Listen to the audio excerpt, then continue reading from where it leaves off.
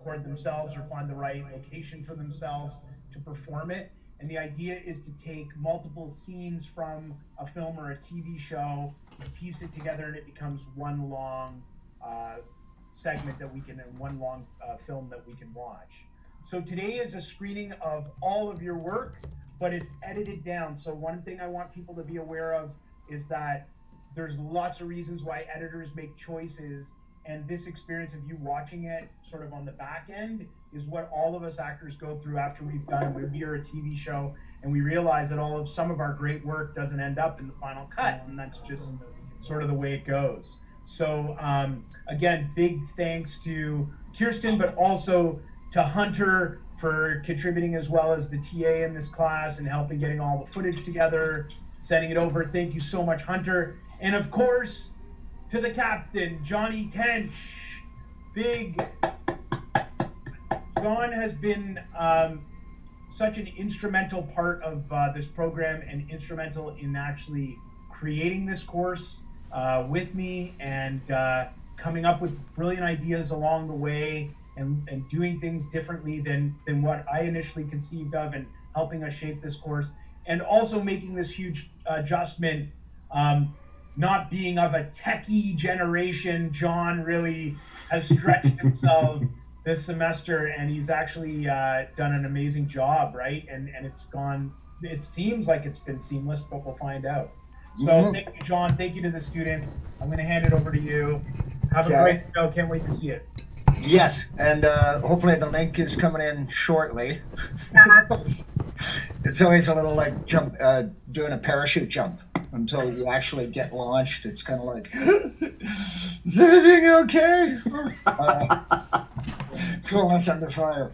So yes, leading off what Hart was talking about, we're very proud of our Camera 3 program, just the way it's worked out over time, and our excellent TAs, our excellent editor, of course, mainly. We have had James and Chad, so I don't want to be remiss and leave them out, but Kirsten mainly helms most of them now as our main editor, and does a fantastic job because she knows also what we're after in terms of what we're trying to get. And I think the benefits of the program, the 3A camera class, is that we try to, as much as possible, put you in the way of what it would be like on a real set. Ultimately, a low budget kind of shoot, but we try to emulate as much as possible between Hunter and I and Chad and Kirsten, that sort of feeling of what it's like to be on a set with everything that goes along with that, with lighting, props, wardrobe, getting ready, makeup. And because a lot of that falls on you guys, we traditionally kind of talk about creating the complete actor and being a filmmaker, not only just an actor, but being a filmmaker, so you understand what the camera department needs when you do your scene. You understand what wardrobe and all the departments on a film set or on a television set, what they actually need from the actor and how we can help make their job seamless, so that we aren't always bugging the director, as Hart talks about, and Kirsten talked about earlier in her talk about the Greenlit project, how the director is under a lot of pressure. He's got a lot of balls in the air and he's juggling everything, and the great directors always are able to designate. And with me, a lot of that goes along with trust. Once I get my first rehearsals in, once I get working with you guys and getting the script table read and getting you guys analyzing it, I give over a lot of that to the actors. So as you guys know, I kind of bring you in. I don't necessarily work from that traditional form of storyboard, but just saying to you guys, you know the scene, you know the characters, you know what I want, you know what you want, so let's put it all together as an ensemble creative. And having grown up in the Canadian collective creative back in the pre-tech years of the 70s, as Hart mentioned, we did a lot of that. That's how we created theater. That's how we created work. And I know Madeline is also sort of part of that Canadian version of that Toronto version of let's make a movie, let's get all together. We all understand what we need. You know, you're not trying to be a grip if you're in electrics, or you're not trying to be an actor if you're in electric. But everybody gets designated into their position, and that's one thing I've always admired with you guys, is the ability to rise to the challenge. because we do challenge you. We set the bar high. We say, this is it, sink or swim. So it's more just throwing you into the middle end rather than into the deep end because of your previous training in terms 1 and 2. So the link has arrived. I see. So I wanted to thank all my students. I know, especially under Zoom, we've adapted to a very different way of doing things. It's still taping. It's still self-taping. A lot of it is tied into the skills we need to learn, both technically for the new world and as actors, and being able to work under that keeping that focus in that technical world. And I wanted to applaud my students, and I'm sure Madeline's students as well, in chipping in. We have that thing where we require you as part of the course, Mark, to assist on set, to assist in some form or other, whether you like camera department or whether you like lighting, whatever you may be. So we give a mark to that to ensure that you guys get involved as those complete filmmakers, so you do get behind the camera. You do always need it in the two-shot. Especially this term, you guys rose to that, with having to do a lot of that camera work yourselves, or relying upon your roommates or the great mothers and fathers that chipped in and held laptops and followed Francis around his house while he acted out his scenes. And so I think that was a lot from doing that. Of course, it's completely different from being in the classroom and us showing you what a dolly track is and what a shot is and how to get a two-shot and how to get a crashing zoom. So having said all that, I wanted to congratulate you and applaud you for the amount of work you did in helping realize these projects, both from my point of view and Madeline's point of view. And also, John, I just wanted to add a big thanks to Ingrid Hart, who's here joining us as well. Thank you, Ingrid, because I know that John and Madeline and Ingrid started the term off with these students, and I know that we had to merge one of the sections down. So I want to thank Ingrid and thank you so much for your contributions. Ingrid was actually also very involved in trying to plan this course out before we got the term started and how we were going to adapt to online, and it was a big job. So really, thank you so much, John, Ingrid, Madeline, and everyone. Let's get the show started. Yeah, We've got it up as well right after. So the YouTube link is there, right? We just click on that. Yeah. And just quickly before we start, this is a piece for the 3As did called The Videographer, which was based on an old show from back in the early video days that a group here in Toronto, Video Cabaret, Michael Hollingsworth, Marianne Lewis, and Deanne Henry, 3 very famous and iconic members of the Toronto theatre community back throughout time. They did The Village of Small Huts over at Theatre Passe Muraille. They did this early show called The Video Cabaret, and it was this pastiche of all sorts of different camera work and combining acting and theater acting and film and television. So I adapted this piece from it called The Videographer, a young video man making a documentary of the people in his building. Awesome. And everybody shot it by themselves. It was all done in Zoom in various rooms and buildings around the city. Somebody's chiming. Yeah, it's me. Sorry, do we just click on it at the same time, Kirsten? Or I think so, Kirsten. Let's click on it. Okay, everyone go into the chat room because I think it's already been streaming, so we can all start at the same time. So if we all go into the chat room, and you'll see the link there. Everyone's got it? Yeah. So we'll go in 5, 4, 3, 2, 1. Click on it.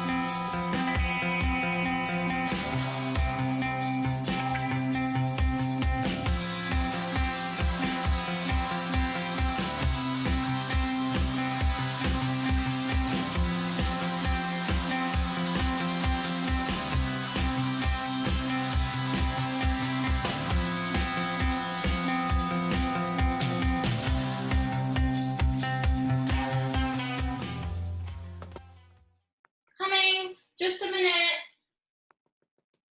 Oh, Dylan, it's you. I just have to go out for an audition, but come in quickly. Come in. Come in. It's lottery ticket day, and you never know, right? Right? My grandma used to say, if you don't have the ticket, then you can't win the prize, sweetie. Am I right or am I wrong? Pretty sure I'm right. Anyways, come in. So, how are you? How are things? What's going on? I'm a little tired. I have to run uptown. My friend wants me to look at a script and maybe do. It's a musical. You know, I have been waiting for that role in the opera for Aida, but you have to take what's on the table in front of you, right, darling, right? Anyways, I know the choreographer, and he is great. Gay as a whip, but great. And it's amazing, literally amazing. And do you want some tea, darling? I really do have to get going though to this audition, but maybe come back later and we can have something stronger. It's 4 a.m. somewhere, right? No? I do have to go get some gin, some tonic, Ciroc, Henny. Anyways, I really do have to get going, and I wish I had more time, but I don't right now. But come back later and we can pick it up. I can tell you about this director from Milan. You didn't hear this from me, but he actually choreographed one of Gaga's songs. Gaga's songs. I think I can tell you about that one. I don't think I signed a non-disclosure agreement, but it was pretty wild, darling. Anyways, I could always tell you about my adventures to Italy. Now that's a story. Do you have the time by any chance? Oh my God, Dylan, I actually really have to get going. Like, this is my big shot. I need to get to these auditions, and I'm just so worried about catching the subway at this time of day. And an Uber. Oh my God, to catch an Uber? I'm gonna have to catch an Uber, and oh, fuck the Uber.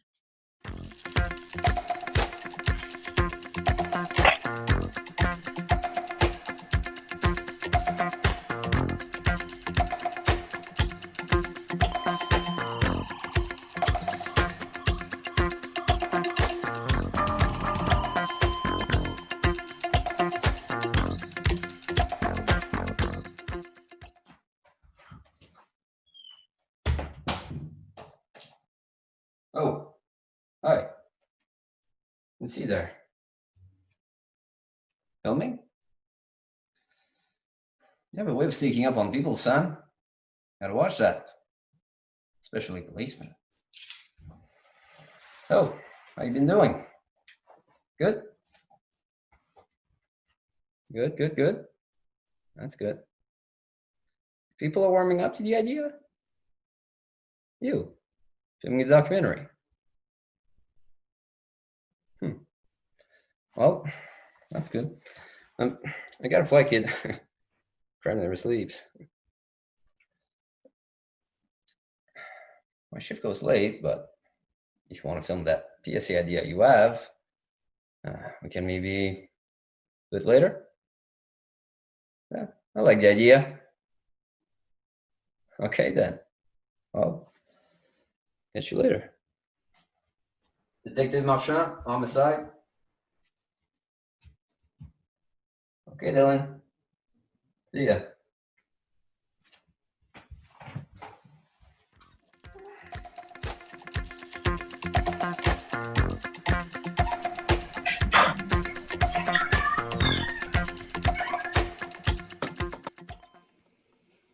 Yeah, door's open. Come on in.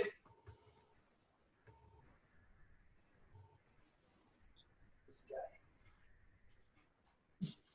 Hey, what you say? What you know, Dilsky? Come on in. Come on in. Take a seat.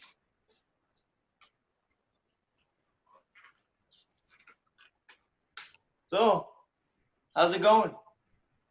You good? We good? All good? So, good? What's going on? How's Simone? Yeah, good. She's good. That's good. Fucking great. Gotta make sure that the ladies stay happy, right? You know what I'm saying? Yeah, you know. Yeah, you know. Just one sec. Hey, Ma! Got that espresso coming or what? What you gotta do to get a coffee around here? I should have just ordered straight from DiCaprio's. Want one? Just as well. So, what can I do you for? Or is this a documentary visit?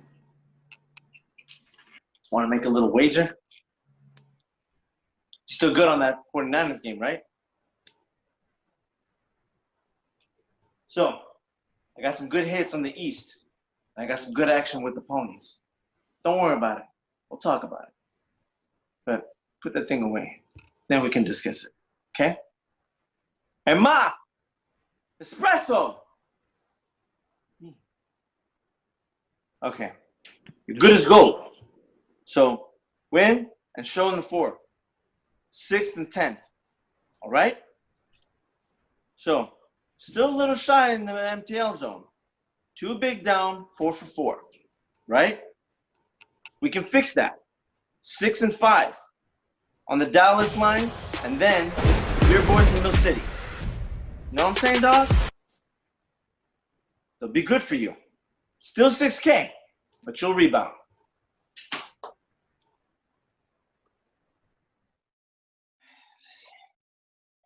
Dylan is it? Yeah, I know that. Come in. Come on. I've been working, doing a teleconferencing seminar with the World Health Organization, but it just ended, thank God, because good golly, those people can talk.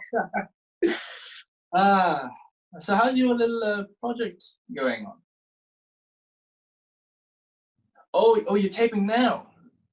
Oh, well then, I hope that little comment on the WHO is off the record. What? So how are things? That was good. That's good. Double plus good. You still having those nightmares? Well, Rome wasn't built in a day, as they say. I think we should continue having sessions then, as well as these little camera documentary moments. All right. As I always said, it is a good idea to have something to occupy the mind. It's very healthy. In the meantime, how's the prescription holding up? On stage. You need one more. Okay, very good. Let's do one more this And then week. there's the sort of... And then you come down to the clinic and we can run some more tests. Yeah? Okay, good.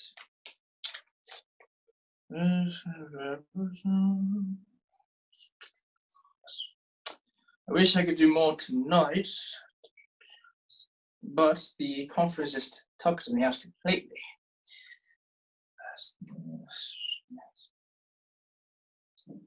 So, it is just a small peg of whiskey for me, and then I'm off to bed. What? Can I interest you in a drop? No? Okay. So, it is good night, old chap. I wish you good night until tomorrow. Yeah?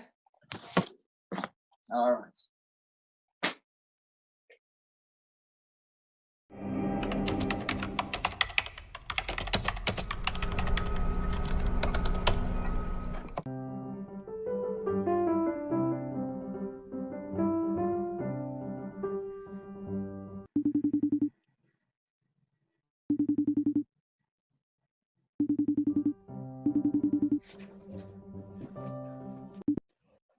Hi, Sos. Hey, you home?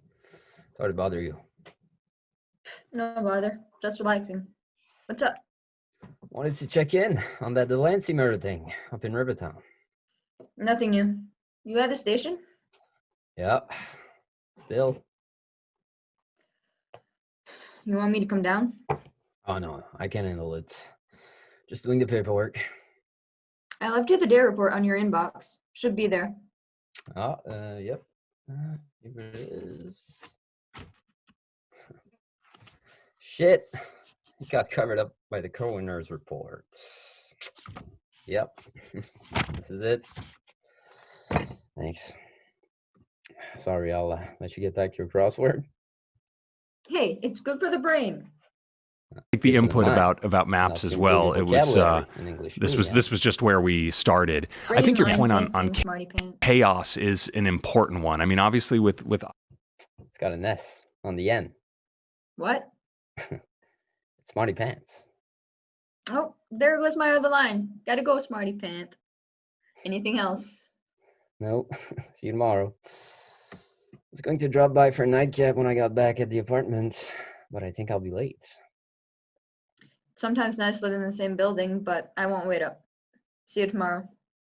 Oh, by the way, did you talk to the Strata Council about that tenant on the 10th floor? No, not yet. I may just let it slide. Louise. Okay, hanging up now. Gotta go. Bye. Salut. Oh, wait, I've got an ask. I'm doing a PSA for a kid in our apartment building. He's a documentary filmmaker. He wanted to interview me for the Neighborhood Project. You want to sit in? When? Tonight, maybe. Probably tomorrow. He didn't confirm it yet. Sure, text me. Okay, bye. Later.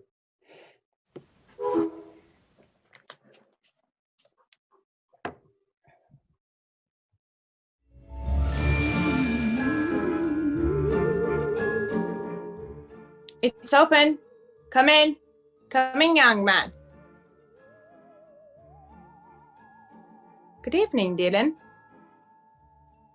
How are you tonight? Catgirl has your tongue as always, and you and I both know you're okay, but troubled. And that is just conversation opener, my young searcher. Give me your hands first.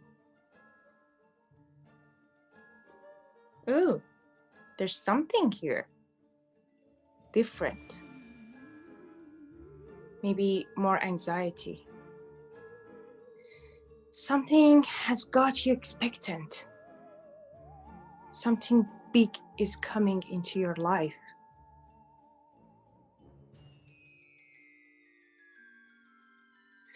Something intangible, not film or work. I see fruition and accomplishment. Are you waiting for something? Yes. Something is coming that will change things for you.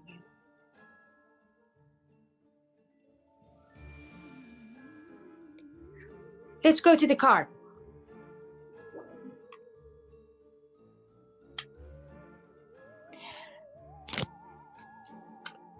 We last read these at New Year, I remember, and it was an interesting read.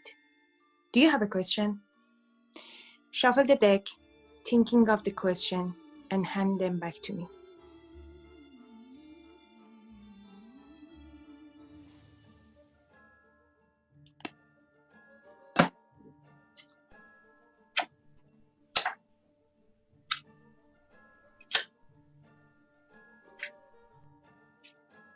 You're the Age of Wands, crossed by King of Pentacles. Money coming or going. Okay, let's see. 1, 2, 3, 4. The wheel, the present, the past, the upcoming, and the possible. Here's a star, important card. Major Arcana. Someone in your life right now. The Fool, upside down. Ooh, that's not good. We'll back to that. Next. King of Swords. Conflict and power. Here's the last one. The Hanged Man. Well, could be good, could be bad. Here are two potentials. One top the other. Your choice, the topper. Looks bad, but actually it's a good car. Means change. But here is the Ace of Pentacles, which in this case means lots and lots of fortune or money or wealth. Again, in this case, could be good or could be bad for you. I will go over it and have a full read for you tomorrow afternoon, say 2 p.m. Not too early, pet. I'm doing my weekend vigil, working late, making spells. And if you don't mind, I have another client.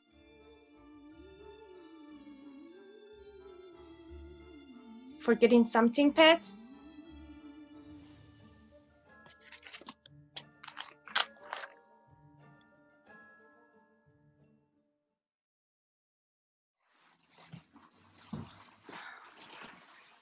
Oh, hi, Dylan. Do you think that you could give me a hand with these? My damn roommate isn't home, and I can't find the keys. I mean, sorry, I should not say that. Oh, do you think that you could just help me into my apartment with these? Thanks awfully. You're sweet.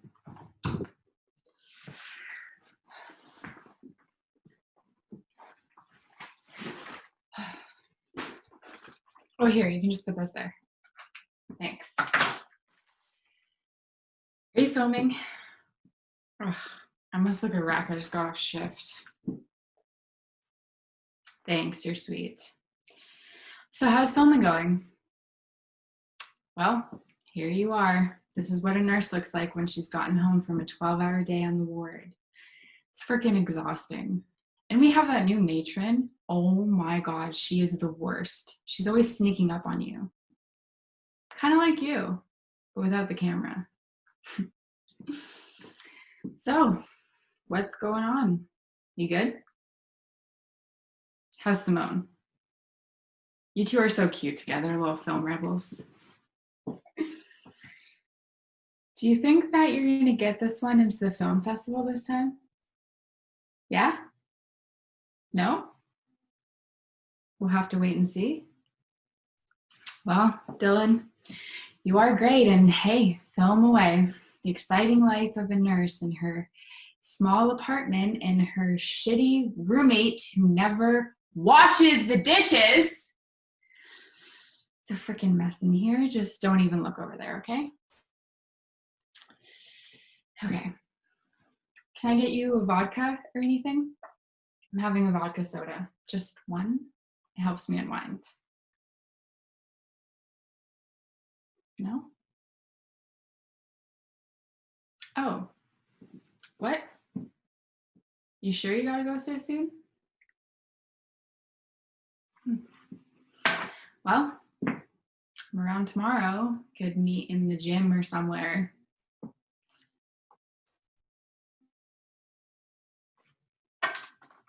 Anyway, I am around tomorrow, so I gotta take this. Okay. Bye.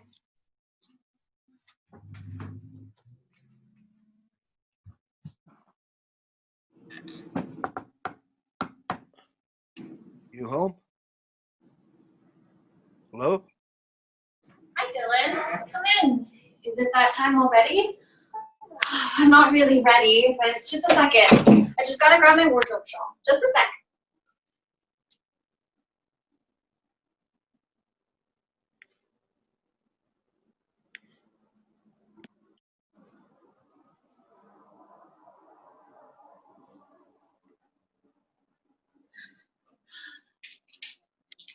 Hi.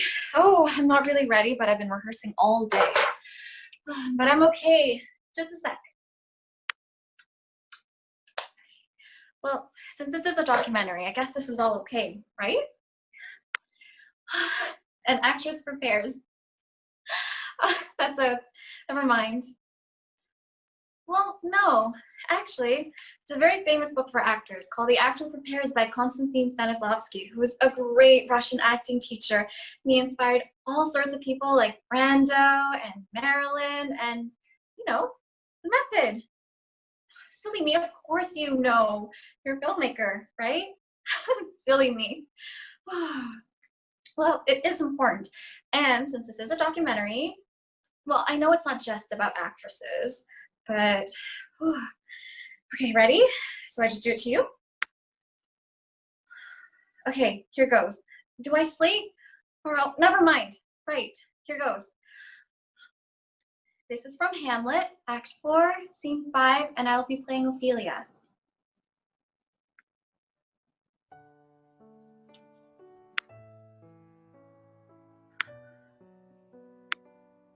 They bore him barefaced on the bier. Hey, nonny, nonny, hey, nonny. And on his grave rains many a tear. Fare you well, my dove.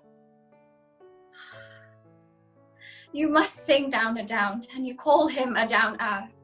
Oh, how the wheel becomes it. It is the fell steward that stole his master's daughter. There's Rosemary. That's for remembrance. Pray, love, remember. There's pansies.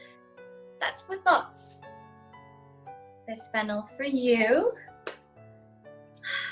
And columbine. There's rue for you, and here's some for me. We may call it Uggs Graceless Sundays. There's Daisy. Oh, I would give you some violets. But they withered all when my father died. They say he made a good end. For Bonnie's sweet Robin is all of my joy. And will he not come again? And will he not come again? No, no, he is dead. Go to thy death then. He never will come again. His beard all white as snow. All flaxen was his poll. He is gone. He is gone, and we cast away moan. And on all Christian souls, I pray God, God by ye. And scene. How was that? Good? Oh, I forgot a line in the middle, but I just kept going. Was it good? Yes? Yes? Oh, thanks, you're sweet. Oh, I felt really good, although I wanted to. Really? Oh, thanks. Thank you, Dylan. Okay, well, thanks. You have to go so soon? Oh, you have to edit, of course. Filmmaker's work is never done. Don't I know that? Well, thanks for coming by. Anytime. I have other ones too. Oh, thanks. You're so sweet. Bye. Bye, sweet prince. Until we meet again, may angels guide you to your rest. Adieu. Parting is such sweet sorrow until tomorrow and tomorrow and tomorrow. Bye.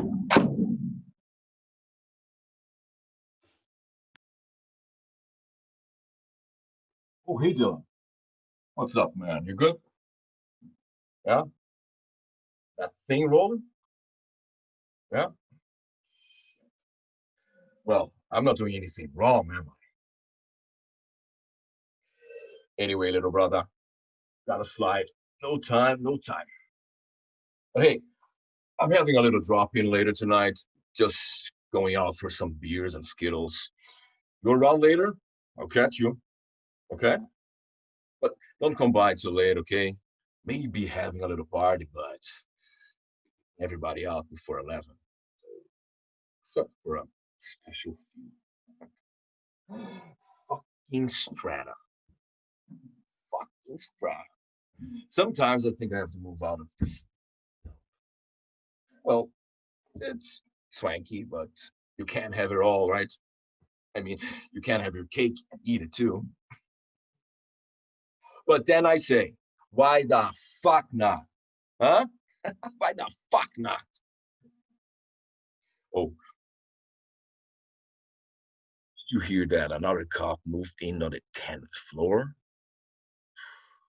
That's 2 now. Neighborhood's changing, man.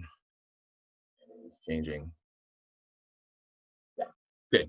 Anyway, drop by, kid. Okay? Drop by. None of that goes in your movie, right? I mean, this is all off the, right? Right? I hold you to that, shooter. I hold you to that.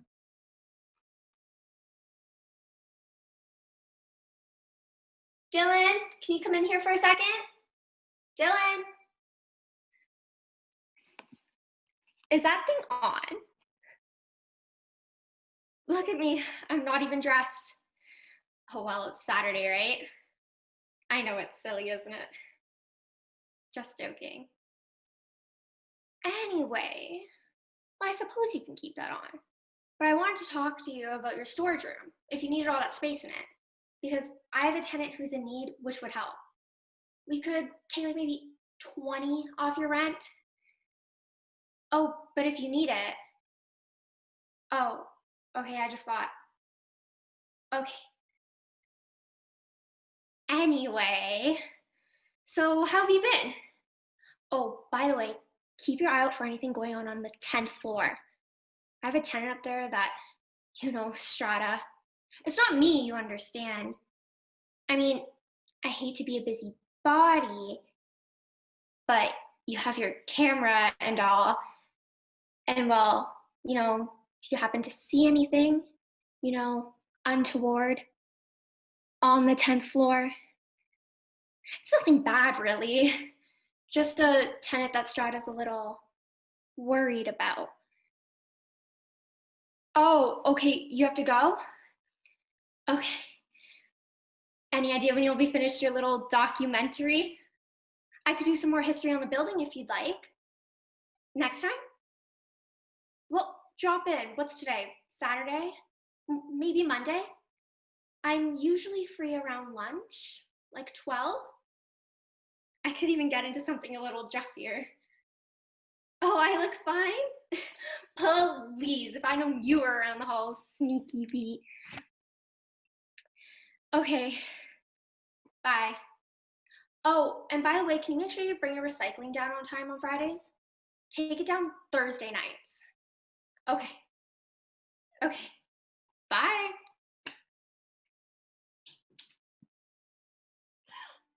Oh my God, Dylan, you scared me. What's up? How are you? So, you gonna ask me how it went? My audition, silly. Are you gonna ask me how it went? It went great, I think. Yeah. I really blew him away. And afterwards, met up with an old friend and we went for a few. See? Got my gin. You want some? No? Okay, more for me. Are you sure you don't want some? Come on. I can tell you all about my audition. It went fantastically. I mean, they made me do it twice because I messed up on the first one, but not really. But the second time around, I did it perfectly. It was amazing. Can't wait to call my mom about it. And they look for that, the audition that you can recover. And I did that perfectly. So, do you want to hear the song I did? Oh, you have to go? So soon? I get it, us working actors, right? Always busy. No rest for the weary. I mean, no rest for the wicked. Always so tired after an audition. Oh my God, if only I knew. Well, come by later and we can have a few. Never I see someone less fortunate than I. And let's face it, who is it less fortunate than I? My tender heart starts to tend to bleed. And when someone needs a makeover, I simply have to take over. I know exactly what they need. Even in your case, though it's the toughest case I yet to face. Don't worry, I'm determined to succeed. Follow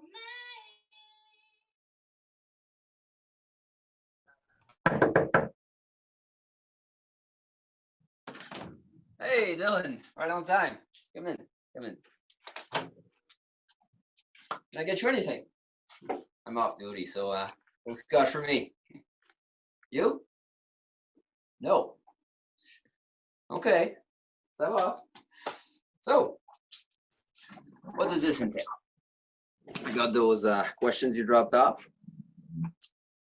So, you say I ask myself the question and then answer it. Interview style. Right. Right. Okay.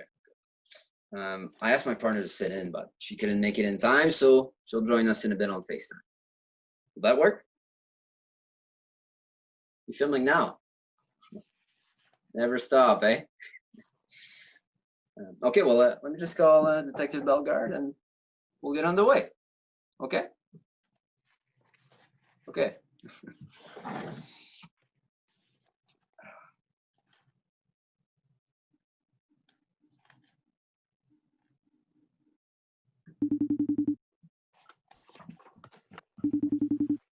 Hello Serge, ça va?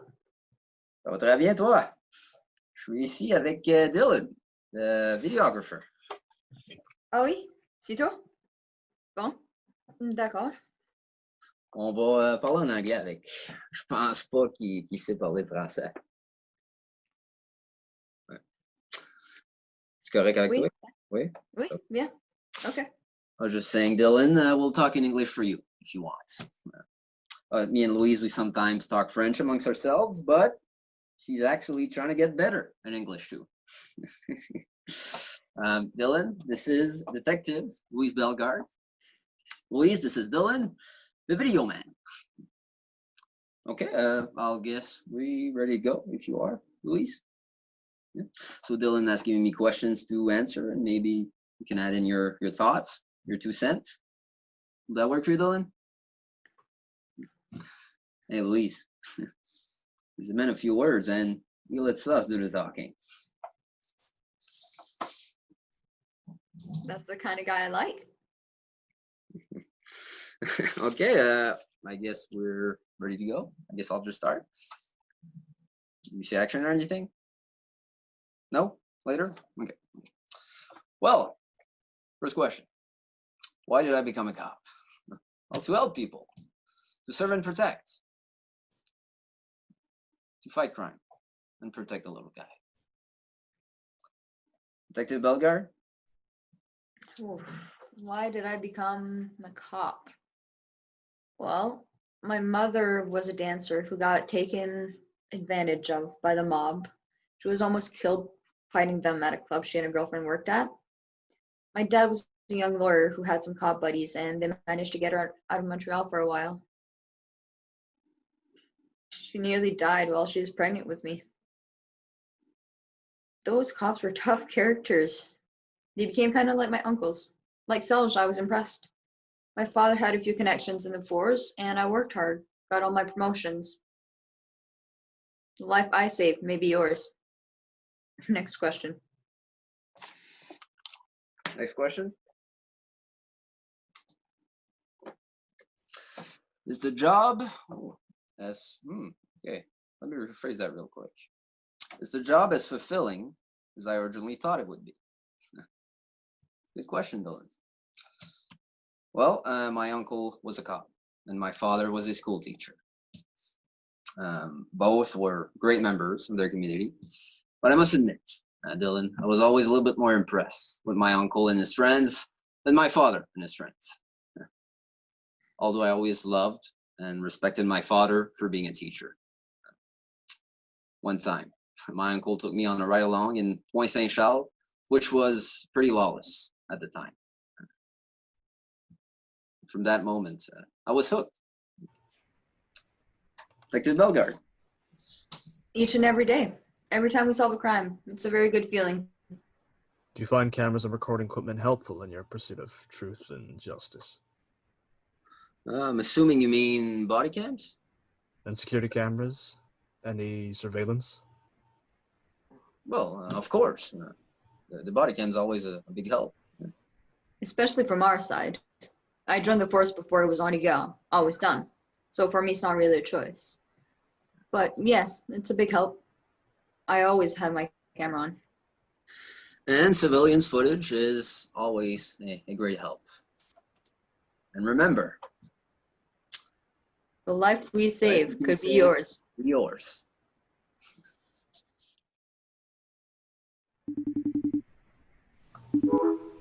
Hi. Hi. How are you? Good. All good. You? That was good today. Thank you. Been shooting? Every day. You got some good footage? Yeah, I got some stuff. People are weird on camera, don't you think? They get all unnatural. Something tenses up, I suppose. As an actor, I'm learning how to not do that. How do you deal with that with other people? Yeah. Like, I guess people feel they have to perform. Except Tony. Yeah, he doesn't care. He's the most natural guy I know. He doesn't give a fuck, I guess. You're filming Tony, the guy lending you money for the movie. Yeah. He's a bookie. I'm trying to win money for the film. He's not lending it to you? No, he's setting me up with bets. Oh, my mom does that at the casino and with her friends. You should see some of the Mahjong games. Whew. But it's secret stuff, okay? I mean, I don't put any of the exchanges or the money on camera. He makes me turn it off. What, you don't film the money? Yeah, I know. Well, technically it's illegal. You should. It's a documentary. Do it like on the sly. Pretend to turn it off and just leave it on. Well, anyway, how'd you do? I don't want to talk about it. Dylan, how much? Okay, whatever, your money. I could come over tomorrow and help you edit. I'll film you. Maybe. Okay. Look, I gotta go. Maybe I'll call you back later. Love you. Okay. Talk later. Bye.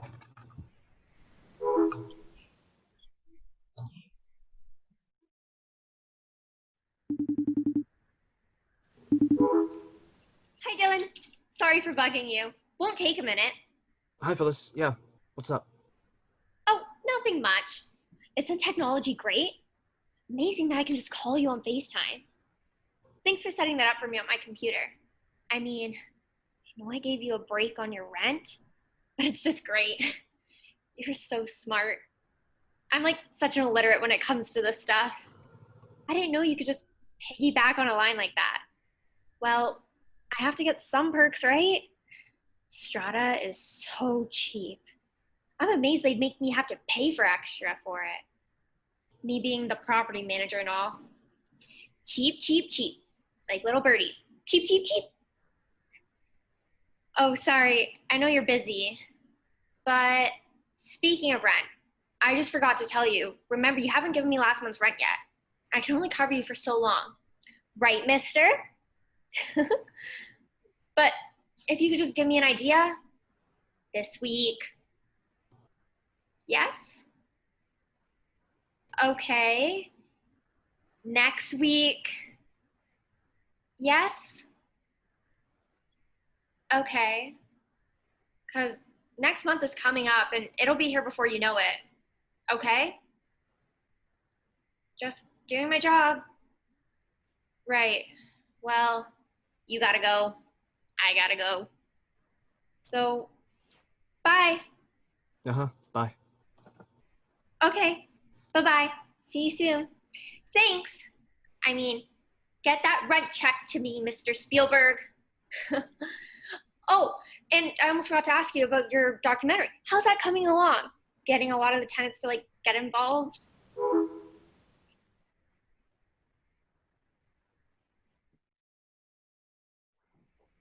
Good morning, Dylan. You're up early. Yeah, I'm running a little bit late. I had to cover my roommate's shift on the ward again. I really gotta go. Hey, are you okay? You seem a little bit upset. How are those meds treating you? Still seeing Dr. Neil? He's a doll. Oh yeah, that's who I'm doing my residence with. Oh shit, I really gotta go. You really okay? Okay. Oh, you look like crap, no offense. That's my Uber, I gotta go. Later, you. And maybe try and get some sleep, okay? Bye, Dylan.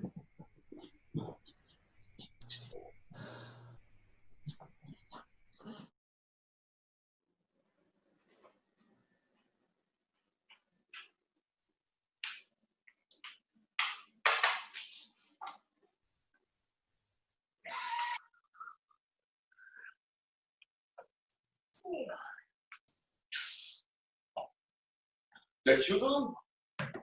Come on in. That thing's rolling?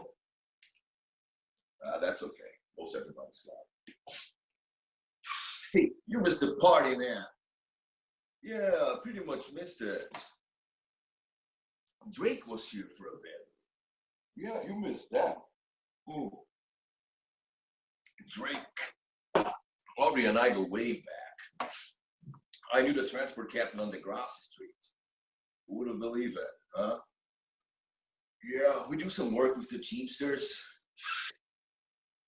I do the security for his Toronto concerts now. Not with my crew, official, but cool guy. Yeah. Stones, too. You want to meet them? Mick and Keith? No, I know they're old. Cool, but old.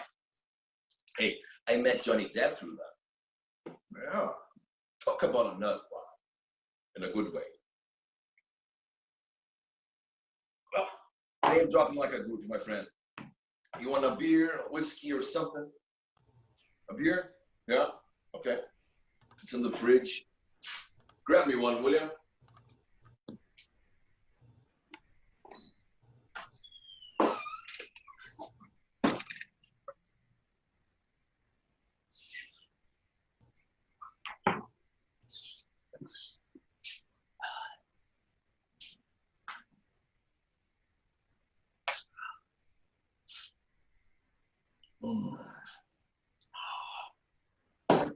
So, how was your day, man? Long one? Yeah. Do you ever stop? What you going to do with the movie? Sell it? Good idea. But, has everybody signed a release form? You gotta make sure you do that. Otherwise, I can sue you. Everybody in it could. Yeah, for ownership or seize or fucking disease or cut it out or I cut you. I wouldn't, but you should make sure. Rebel without a cause it'd be, huh?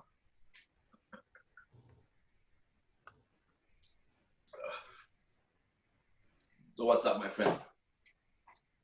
You need anything?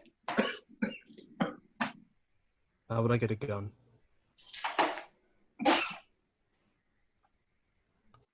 A gun. I meant a beer or a girl or something. You want a gun. Why? I mean, you don't have to answer that, but why do you think I can get you one? Well, let's say I could. Why do you want one?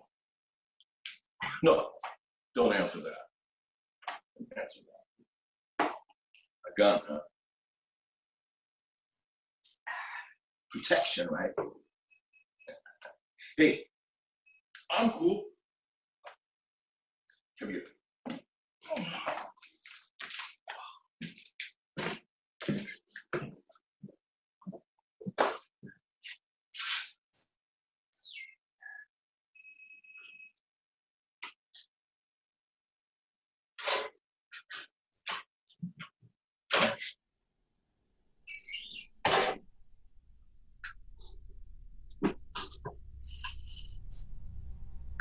You want gloves, they're not included, okay?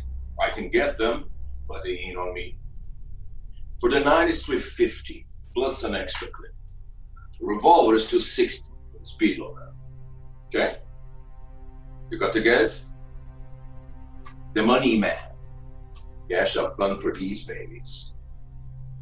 You got it downstairs? Yeah? Okay. You need it tonight? That's okay.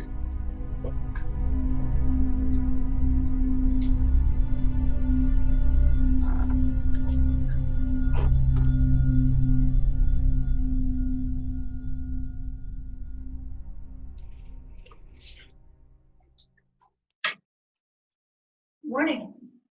Dylan, is it? Up early? You never stop going? Me too. Those were some good questions you had last night. Sorry I couldn't make it in person. Maybe later on. I'm off to work now. Yep, ready to go. Ah oui, j'arrive. Hey, je viens de rencontrer Dylan. Oui. Oui. Bien. Salut. Okay, Dylan, we gotta go. Nice meeting you. Keep that camera rolling, especially if you see some bad guys, huh? Good luck with the PSA. Let me know if you need Detective Machoczek or myself or anything else. Have a nice day. Bye-bye.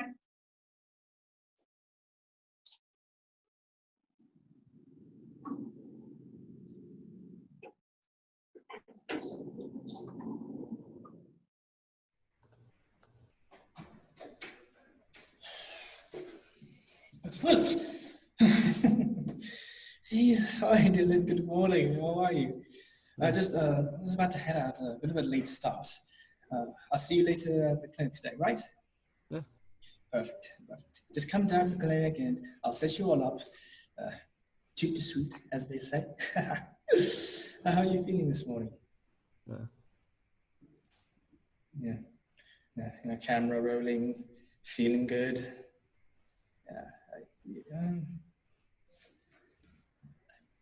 You seem a little,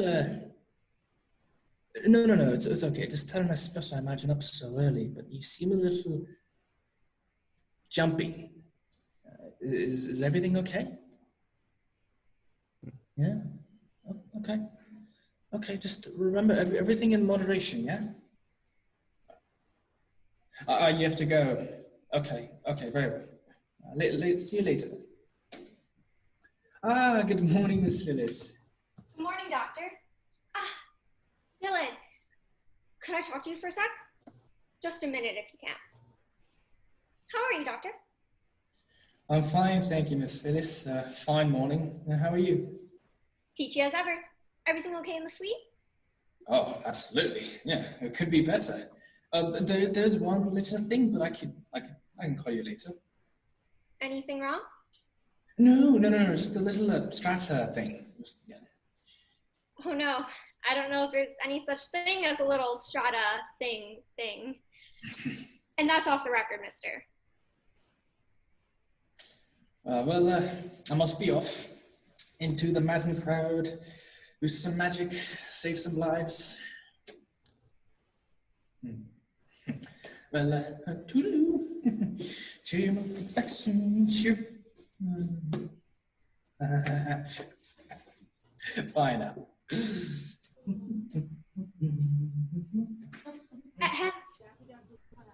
I hate to say it, Dylan, but I need that rent check sooner rather than later. It's not me, you know, it's... Strata?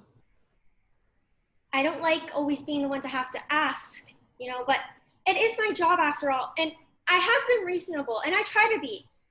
It's just, it's hard sometimes, you know, and nobody understands, and it's really hard when all I want to do is just really be everyone's friend, including Strata's, and do you know how hard that is? And sometimes I'm sorry, Dylan. I like you. I really like you. And I have been very reasonable with you. It's just, sometimes I feel that you're... Drop by this afternoon and see me, please.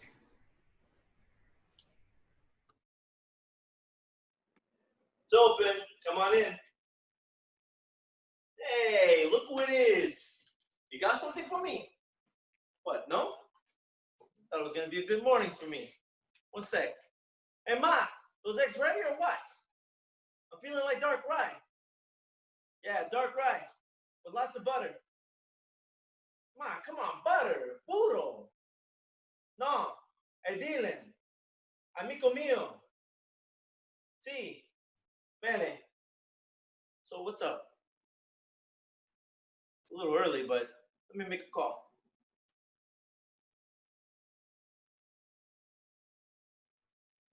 Yeah, Massimo, talk to me. Uh-huh. Sí. No. No? Okay. Okay. Sí. Grazie. Take care of yourself. Not good, my friend. Down 10. Should have been a good thing for you. 10 G's. Not good news. Minga. Listen, my guys are gonna expect to see some money this afternoon. What? No? Buddy, I told you I can't keep carrying you no more. What, you want a loan? No. What the fuck you think this is? You out of your mind? You fucking lost your mind? Man, well, you out of your fucking mind, eh? I'm not a fucking bank, Dylan. Turn that fucking shit off, will you? Come here. I got something to tell you. No, where you going? Come here. Come here, listen to me, Dylan. Mom, 1 sec. Dylan, don't you back away from me. I know where you live. I'm gonna come and get you. I'm gonna fucking come and get you. Get your little bitch ass over here. Come here. Motherfucker.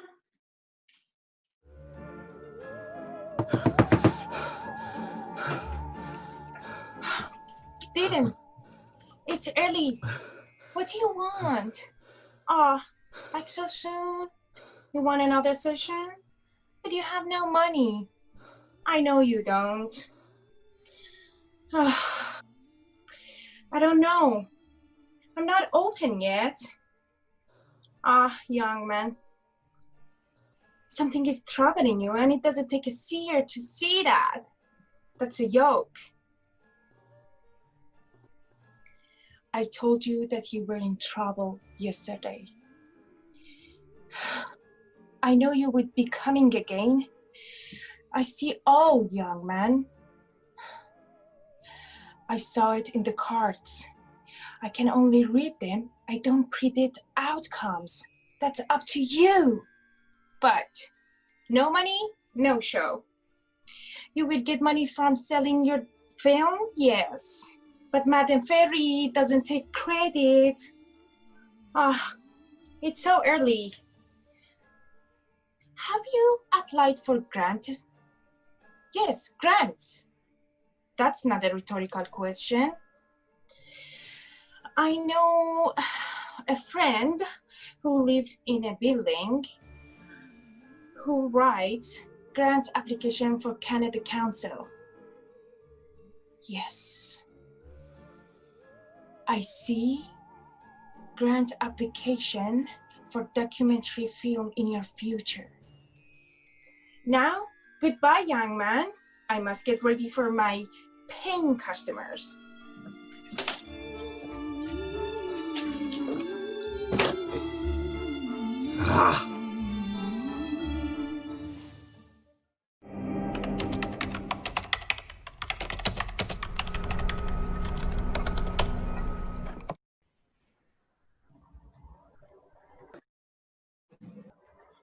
Hey, got your body cam, Louise.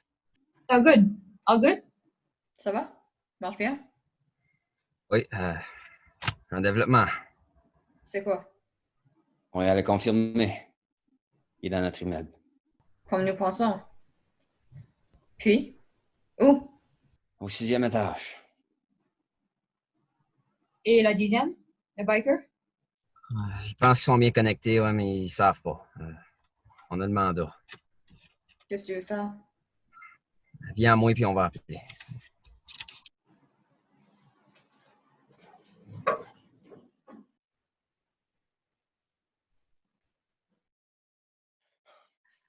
Nguyen, good morning. What's up? You hurt? You look a little rough. Are you all right, honey? Hey, I just got a call back. Yeah, I just heard.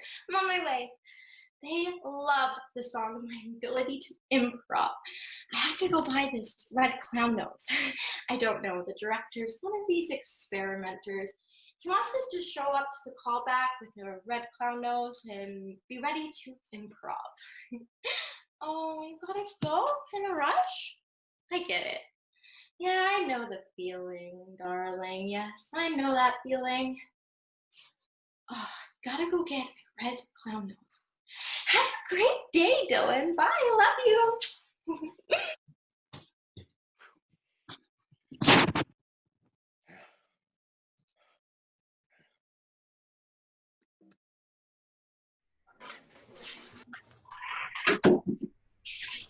Well, look who it is.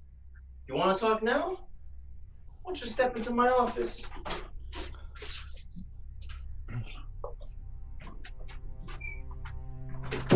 Well, you want to record this? I don't give a shit. I'll break your fucking camera when I'm done with you. Who the fuck do you think you are, walking out on me? You owe me 16 G's, you fuck. And your stupid movie? I don't think you're gonna make it. Documentary. Yeah. Real money there. 16 G's. Now, I'm gonna tape you, and I'm gonna show my people the beating that you forced me to give you. Are you seeing this, Massimo? Huh?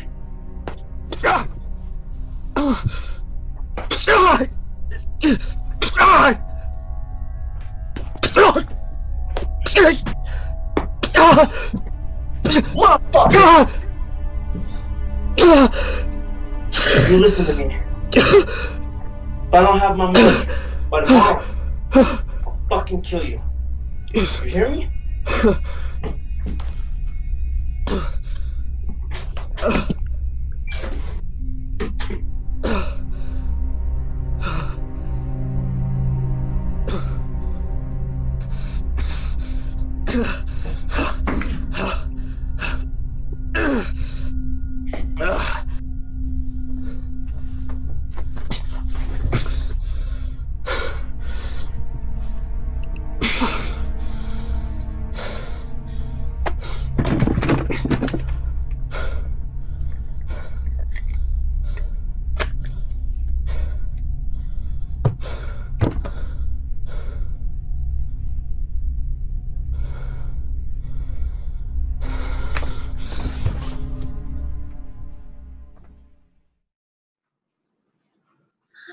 Hey, you. I was just coming to get you. What's up? You okay? Dylan, you see Mom? What's going on? Where am I going? Okay, you all right? What's going on? You seem jumpy. Dylan, are you episodic? Dylan, talk to me. Wait. Dylan, baby, stop. Let's go for coffee and croissants at your favorite place. In the market? I gotta go, please. Dylan, what's wrong? Why are you limping? Dylan! Dylan. Dylan, baby. Baby. Dylan. Dylan. Dylan. You again. No.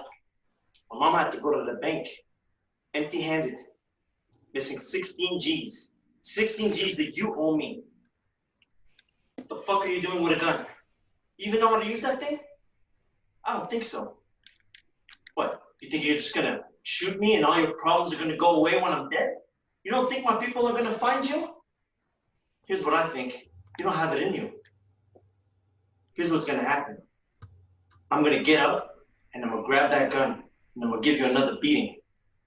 And when I see you the next time, if you don't have my money, I'm gonna kill you with your own fucking gun. Get ready for another beating. Ah!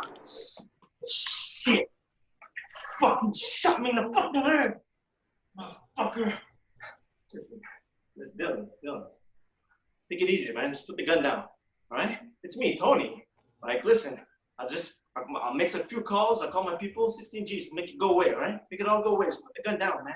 Put the gun down!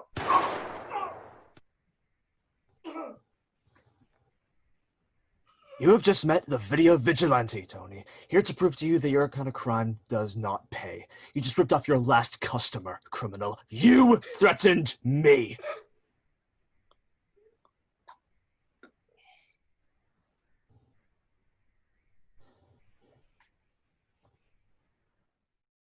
"1071 in progress at 100 Edgerton Street. 1071 in progress. Repeat, 100 Edgerton Street. Apartment building, north side. All units respond." Unit 214, respond in. Detective Marchand, 446 at the scene on response, over. Copy that, Unit 214. I've got Detective Bellegarde, over. Got it on my earpiece, all right? It's in here, what's going on? Been a shooting in the building, 6th floor. You good? I'll take the elevator. I'll take the bag, come up from the left-hand staircase. Got it. You good? See you up there. Dispatch going in.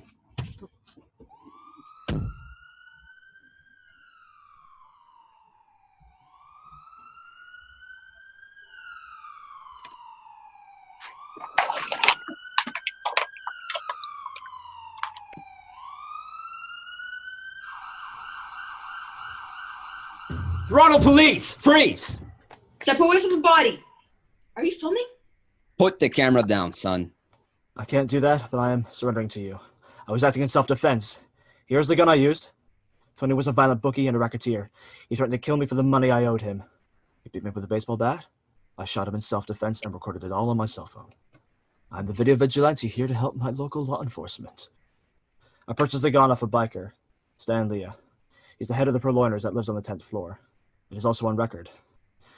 I'm amazed they let me record as much as they did. I'm a doctor. Hey, excuse me, detectives. Can I be of assistance? Dylan is a patient of mine. If you'd allow me. Bellegarde. I'm a registered nurse. I work with Dr. Shara. Can I help? I know Dylan. Dead, I'm afraid. 2 gunshots to the chest, and it seems 1 penetrated the heart. Death would have been fairly instantaneous. If you'd like, I can wait here until the coroner arrives. That'll be all right. Thank you, doctor. Nurse. Dylan Grady, you're under arrest for the fatal shooting of Tony Santiago. You have the right to remain silent. You have the right to a counsel. If you cannot afford counsel, one will be appointed to you by legal aid. You understand these rights as I've read them to you. He deserved it. That may very well be, Dylan, but you can't take the line to your own hands. You've committed the Vigilante Act. I am the video vigilante. It's all recorded for the trial. Did he just make arrest yesterday? He did. Lock down this apartment and book him. I want this place taken apart. We're looking at Tony Santiago. Our connection to Massimo and the Gettoni family. This is the lead we've been looking for.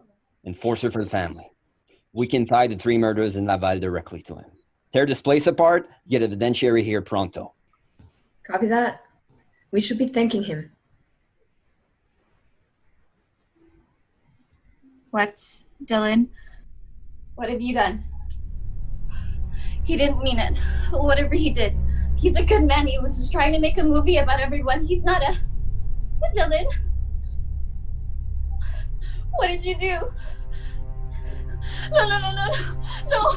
Oh my God. He didn't mean to do this. He didn't mean to do this. He's not a killer. No, no, no, no.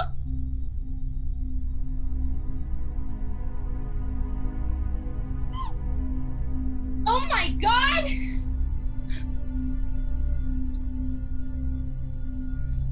Oh, no, no, no, no, no. Oh, no, no, no, no, no. Oh, no, no, no, no, no.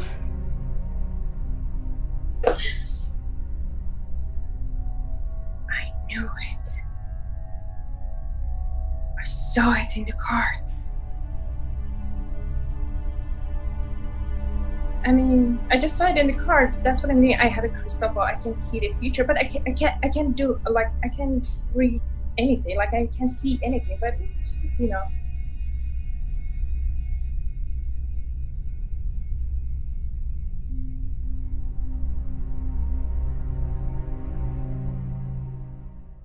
Toronto PD! Toronto Police! Don't even try it, asshole! Lucky they try me. Stanley, you're under arrest for selling a firearm used in the perpetration of a crime, possession of unregistered firearm, possession and trafficking of drugs, racketeering, suspicion of murder, assault and battery, assault with a deadly weapon, prostitution, money laundering. Okay. You got me. Fuck. I want to call my lawyer. Okay, tough guy. For now, you're under arrest for the sale of an unregistered firearm used in the perpetration of a murder. There will be other charges on the docket. You have the right to remain silent. You have the right to a counsel. If you cannot afford counsel, one will be appointed to you from legal aid. You understand these rights as I have read them to you? Yes, I do. Let's do this.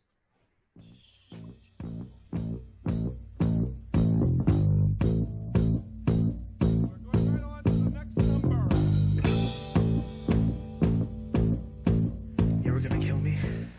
Well, look at you now, man. Look at you now. Tony the Bookie just got killed by the video vigilante. Here to prove that crime does not pay.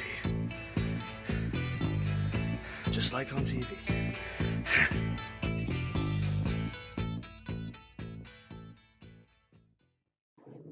If it's not too difficult, anything you can tell us. I can't believe it. This isn't what he wanted. I mean, he was a good man. He just wanted to, you know,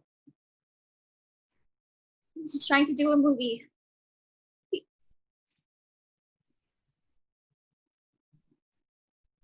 I'm sorry. I think I need to speak to a lawyer before I say anything more. It's okay, miss. It's okay. In your professional opinion, what was Dylan's condition? Oh, well, it is always difficult in cases like these. He was a little unbalanced. See, they were trying to get his medications right, and he would always mix them up. Adderall, Ritalin, and who knows what else, really. See, I was trying to keep him grounded, but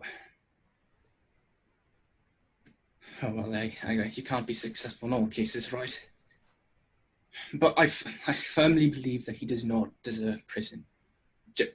He just needs treatment. That's all. Thank you, doctor. So, Lily, what did you know about Dylan?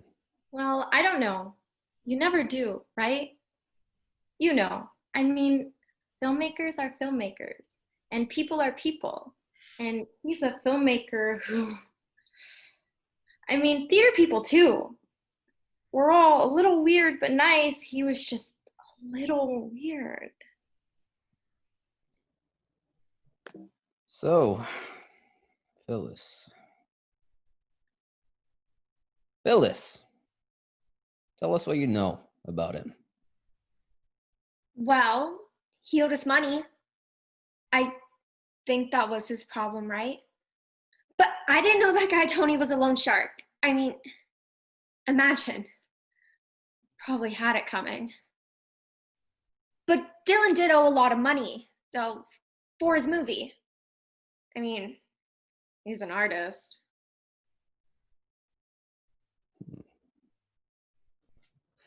Winona, what else can you tell us about him? Well, I mean, hey, he's a nice guy. He's just a little off, you know? I mean, hell, I've seen it on the wars. That's a messiah complex. He thinks he knows what's best. I mean, you can't take the law into your own hands, you know what I'm saying? It's like people get hurt and then they end up in the hospital with me, if they're lucky. You know what I'm saying? Thank you, nurse. Yeah, you're welcome. So, what can you tell us about him? He came to me for advice. They all do. I thought he was a nice young man. A little obsessed, maybe, confused, but nice, concerned. I could have told you. He was a real lit fuse, you know.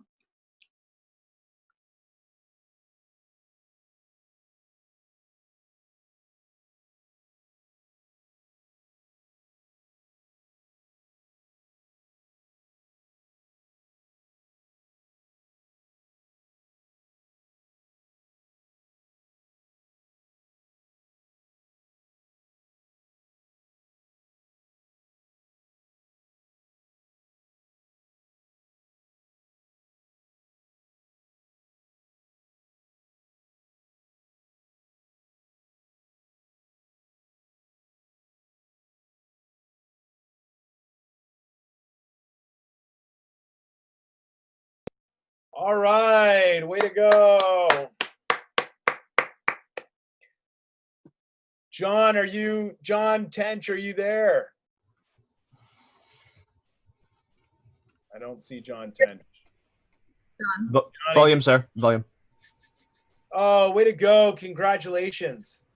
Thank you, guys. Yeah, way to go. Wow. Way to go. Coolness. Just catching up on the chats and stuff. John, but John Tench, are you there? Yes. Someone's playing their YouTube. Okay, just a their YouTube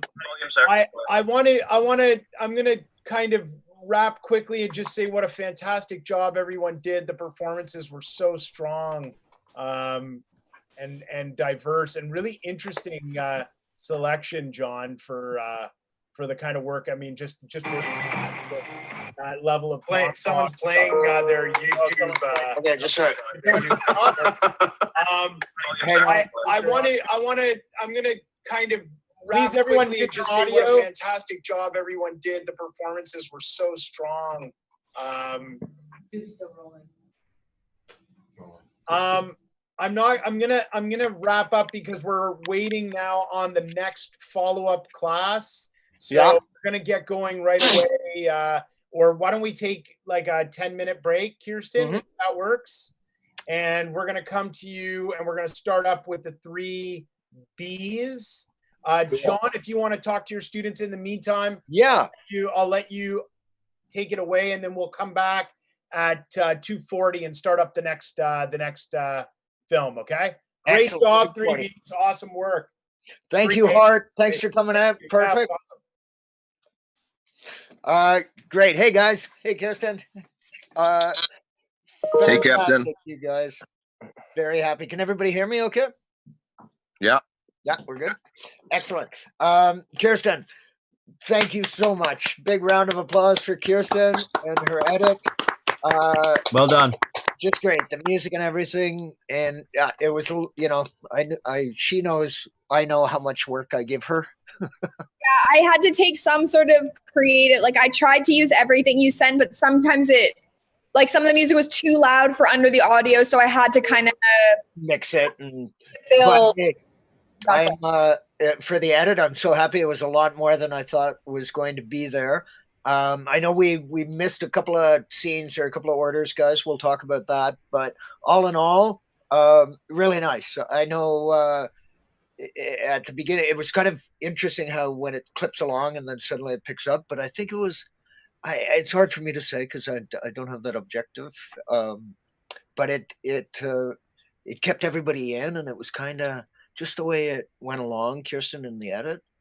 It was just neat. I loved it. I loved the way it built, and then suddenly it got really fast. You guys were all great.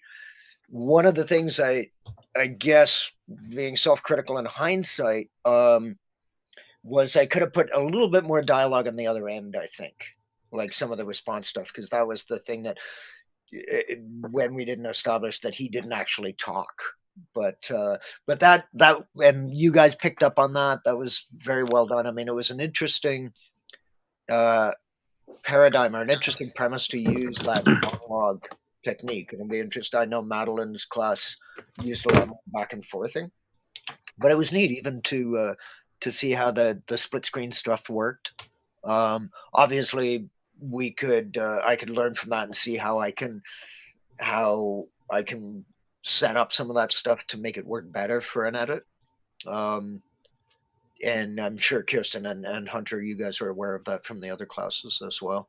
Some of the stuff that John Whitaker shot, if you guys were at the Bear, at the 2Ws performance. Anybody see that? Anyway, it was really neat that figuring out how to cut it on Zoom, I guess is what I'm saying. But how did everybody else think, guys? I'm so proud of you. I'm very happy, Hunter, and thank you, Hunter. You guys, I thought Hunter did a great job of establishing that sort of. Your little video at the end was priceless.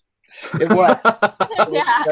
It's in the wrong order. Yeah, I mean, I'm constantly disgusted with my performance, but everybody else, my God, well done.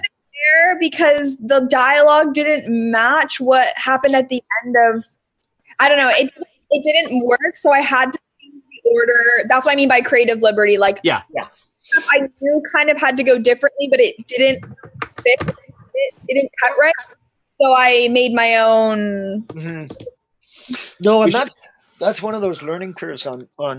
She set us up for a sequel, right? And how to figure that stuff out, you guys, and you were so helpful in helping it. And, you know, I was amazed that not more went awry, or that the eye lines were pretty good. There were a couple of times where, you know, you could see in a reshoot you'd fix that kind of thing, or because we didn't have a chance to Hunter and Kirsten like to watch the dailies like we normally do as we shoot. So, you know, that's often stuff we get behind the camera, guys, and we look through the window and we kind of go, no, that eyeline doesn't work.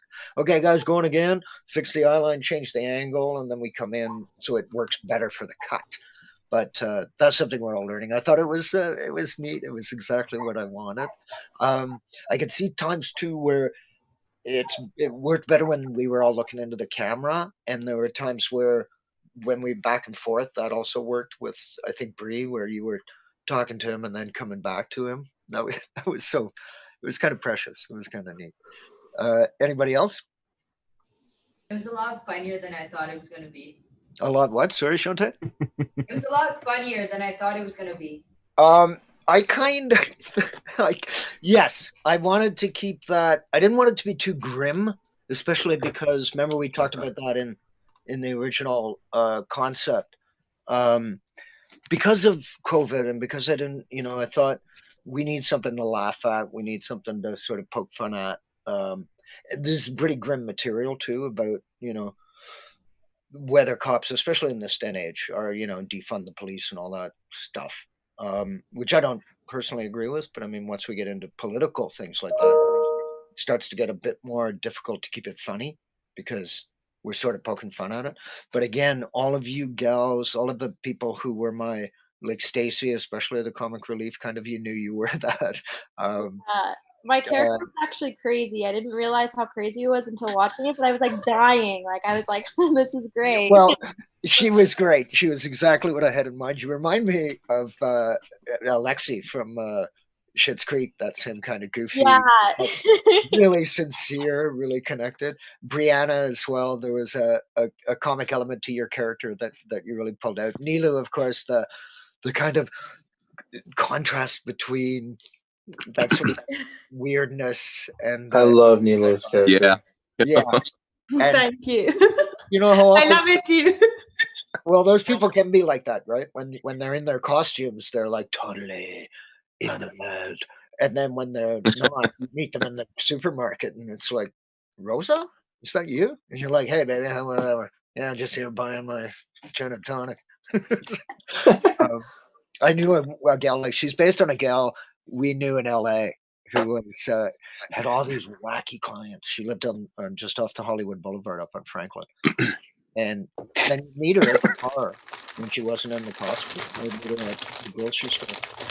And she was this totally cool.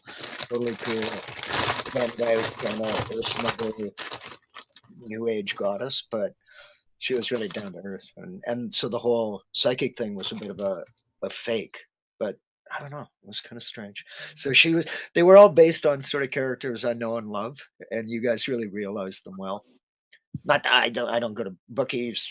That was more from the movies. Tony, Boondock Saints and Training Day. But you did a great job, man. You were very scary. You got me jumping in my seat. I forgot to put a warning, Kirsten, in about the violence and the guns. I should have mentioned that. Yeah, we missed a shot because I got 2 shots in the chest, but there was only 1 gunshot. Yeah, but that was okay. We still kind of got it. Yeah. The reaction, Tony, the death scene. Oh, Yeah. dude, that worked so well, man. It was so startling too. Like, you know, I love to see I loved how it turned out. Because I hadn't seen it until now, so I was like excited to see it. I'm happy with it.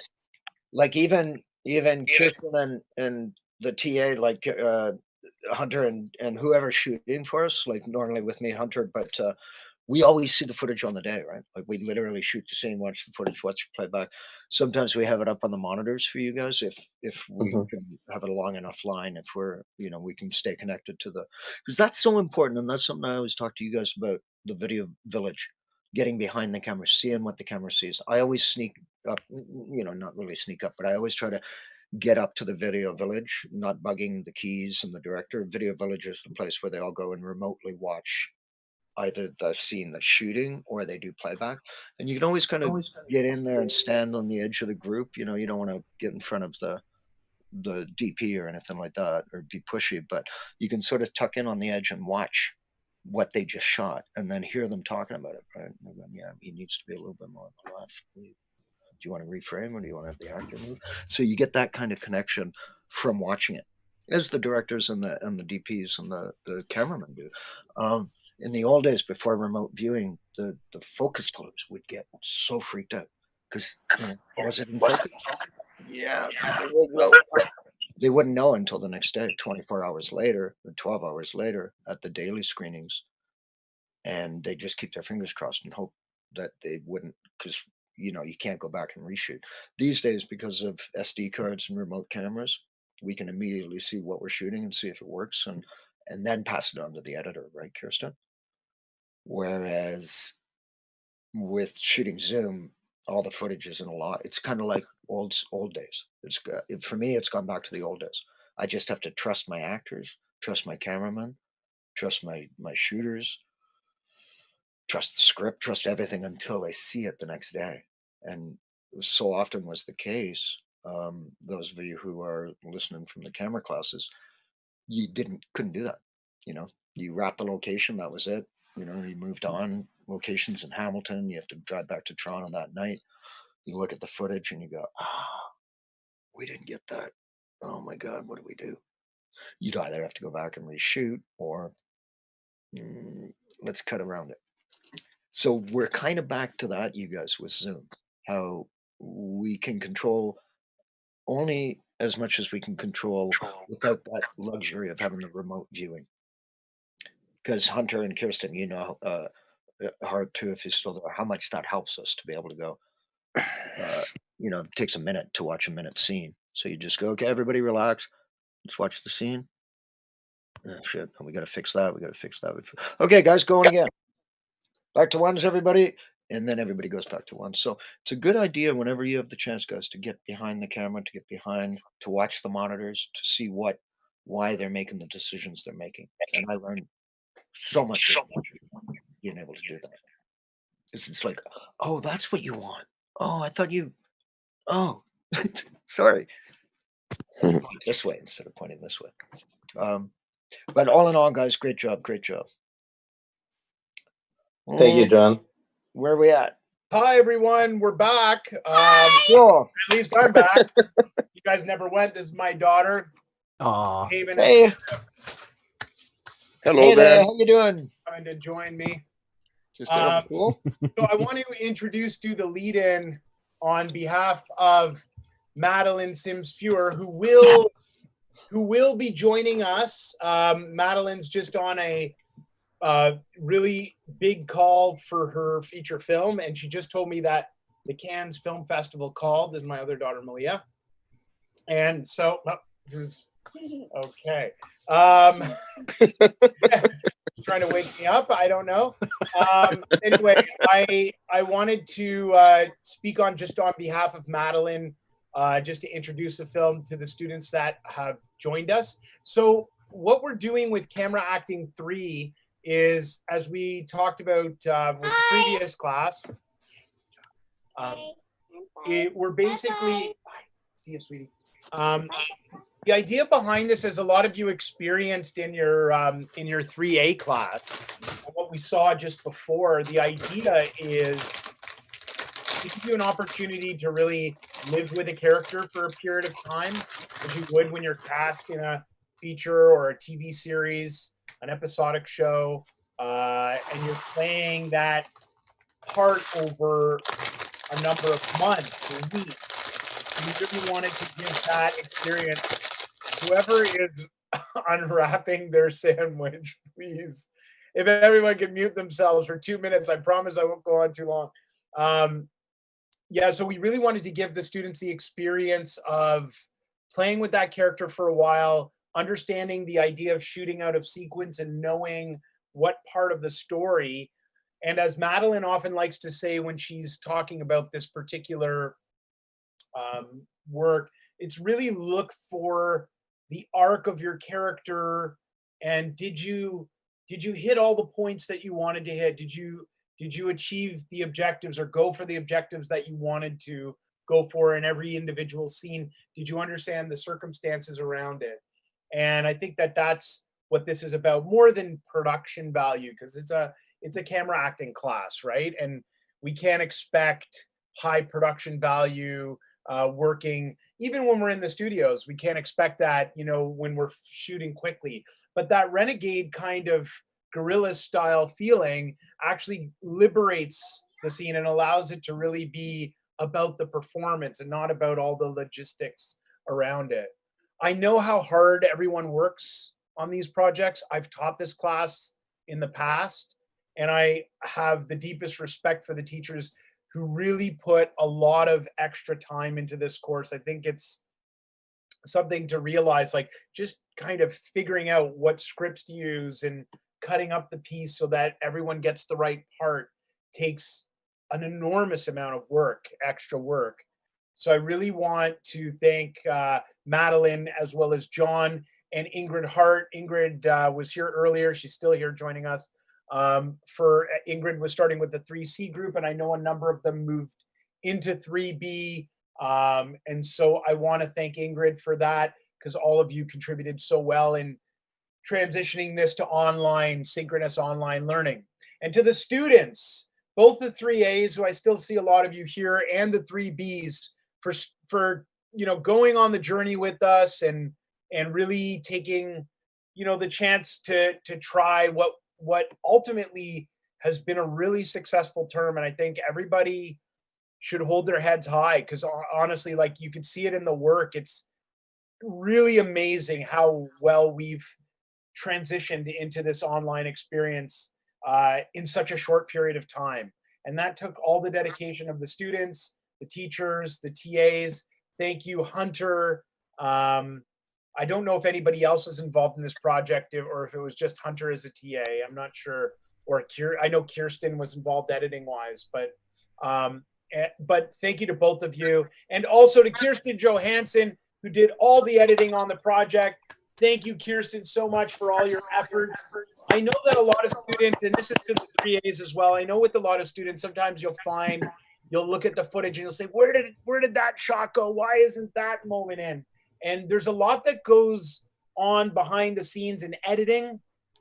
And I think one of the things to realize is when you do go to your premiere screening, it's unbelievable how much actually doesn't make it into the picture. And a lot of actors are often surprised by it. It's an experience I went through when I was very young, when I was on a TV show, and I was like, wow, what happened to everything we did? But that's just the nature of the business, right? And John can tell you this over and over again, how much this happens.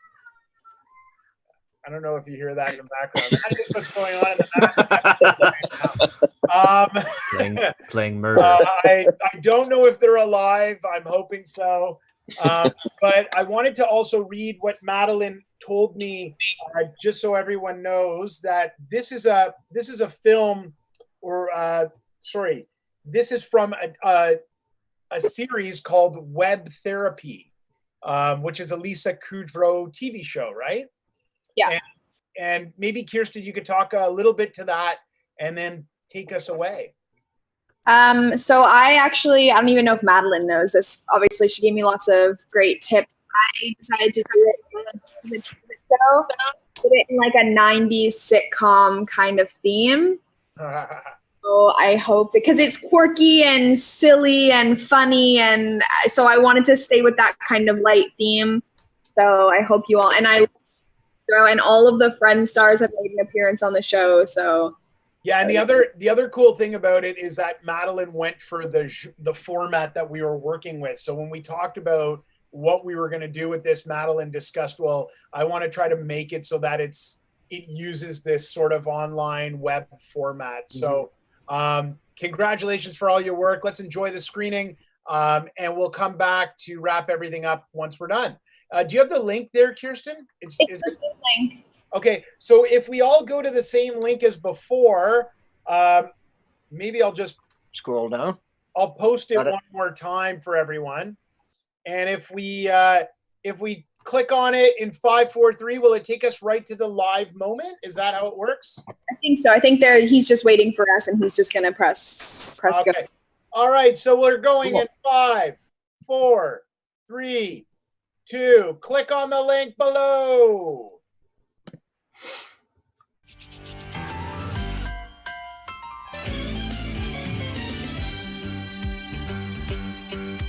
It's a rare condition this day and age to read any good news on the newspaper page. And love and tradition of the grand design, some people say, is even harder to find. Well, then there must be some magic clue inside these gentle walls. 'Cause all I see is a tower of dreams, real love bursting out of every scene. It's the bigger love of the family.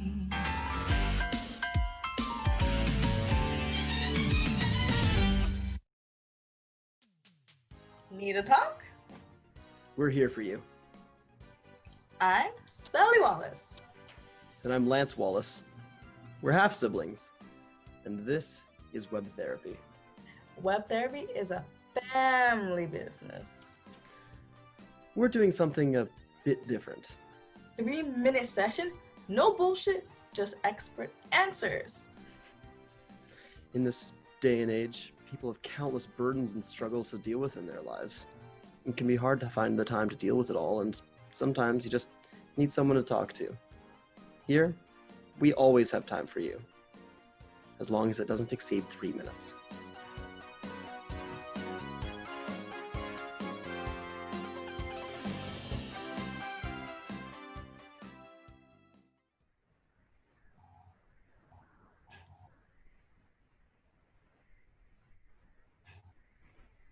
That was the longest shower in history of time. What did you do in there? I'm looking for my briefcase. Wait, what are those paintings doing in there? Oh, I had to put them there because this is not my office for my therapy. But they go in the bathroom. And now they're here. They were in the bathroom and now they're here. They're looking nice against the walls. So... They were a gift from my law partners. Wait, that's the award I got from the Bar Association. Oh. Is that what that is? I like that sculpture. Are you doing therapy right now? Not right now. I'm not doing therapy with no one. I'm not insane. Why did you set it up like this? No, don't touch it. I have it all set up so you can see. For what? I want to demonstrate what I'm doing. I think you should know what your fiance is up to now. Okay, what are we gonna do? What are we gonna talk about? Why don't I just come downstairs? You have to look into that's what it's set up for. I'm not having anyone at the house. That's the beauty of this, and you don't have to pay for office rental anymore. Well, you only had 6 patients. You're not doing court or anything. Let's just have a little mini session. I want you to include you in my life. I think that's a nice thing. Yeah, okay, good. 3 minutes. Here we go. 3 minutes, and you can pretend to be someone else or just yourself. Hello, I'm Dr. Sally Wallace. Hello. Okay, make up a name. Well, call me, Bill. Bill, that's so ordinary. Well, okay, William. Okay, kid, you're William. Hello, William. I'm Dr. Sally Wallace. So why is it that you chose to see me at this juncture? I haven't chosen to see you, but obviously. Please pretend. Okay, I'm sorry. I really have no idea, but I'm William, and my fiance is a controlling kind of person. Oh, and controlling in what way? She's very pushy. She likes to get what she wants. She made me buy this house. Well, right now, you see, you like to play the blame game. She's needy sexually. She's needy financially. Needy sexually? In what way that she's needy sexually? Does she like to try it out? You know I don't really want to talk about this. Yeah, let's not talk about that. Why open a can of worms? I agree. So why might your fiance be a little controlling? Maybe she doesn't get much from you. She gets plenty from me. She gets a lot of my money, which she spends frequently. On what? Ways to make herself look prettier for you? That and other things. Do you include her in your life? Do you invite her to your friends' Christmas parties? Well, she has a habit of, embarrassing herself. In what way does she embarrass herself? Well, she takes off her blouse and... Maybe she spilled the wine on her blouse? Maybe she was trying to fend off of one of the partners? Maybe Tronovich was making advances and her fiance wasn't around. She was vulnerable. She did spill wine on herself, all over herself and other people. But that's not the worst thing. She left a financial firm, a very good job, to go into business with her siblings who have no experience in business, who never known how to make money. How long have you been together, William? 6 years. That's a long time. You've been dissatisfied. But how? How long ago was the trip to Aruba? Since then. So you've been unhappy for most of your relationship. I wouldn't say unhappy. It's fine. It's fine. We're all calm and fine. You've been unhappy for 5 years in your relationship? And a half. 5.5 years, and yet you haven't done anything about it? Because I'm a very supportive boyfriend. I have some regrets about the commitments I've made, and I can tell you something about what I think. You're not as happy as you think. You're a terrific coward, and you're weakling, and you don't know how to take care of yourself at all. Otherwise, you would have left.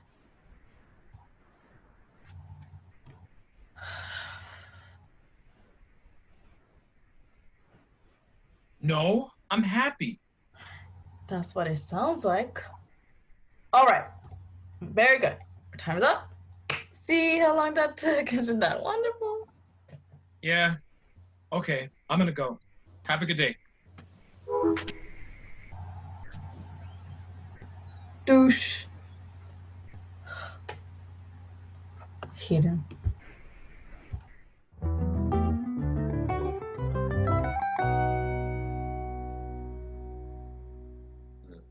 I have to keep pinging him until he comes up. That's why I don't know when he comes up.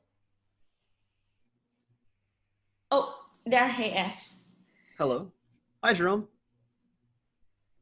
Hello, I'm Dr. Wallace. Hi, Dr. Wallace. You're Haley? Yeah, I'm Haley. Hi. I have it written down. She was able to meet us during lunch. That's wonderful. Sorry to be pushy. I just want to say I'm really happy to be here. I've had extensive therapy in the past, so this is not my first time at a rodeo. I just want to say, just fill in. We met about 6 months ago. He bought a bake-alike Buddha I was selling on eBay. He just left me for the nicest feedback with the beautiful Eckhart Tolle quote. It is really hard to find a modern man who is sensitive and loving.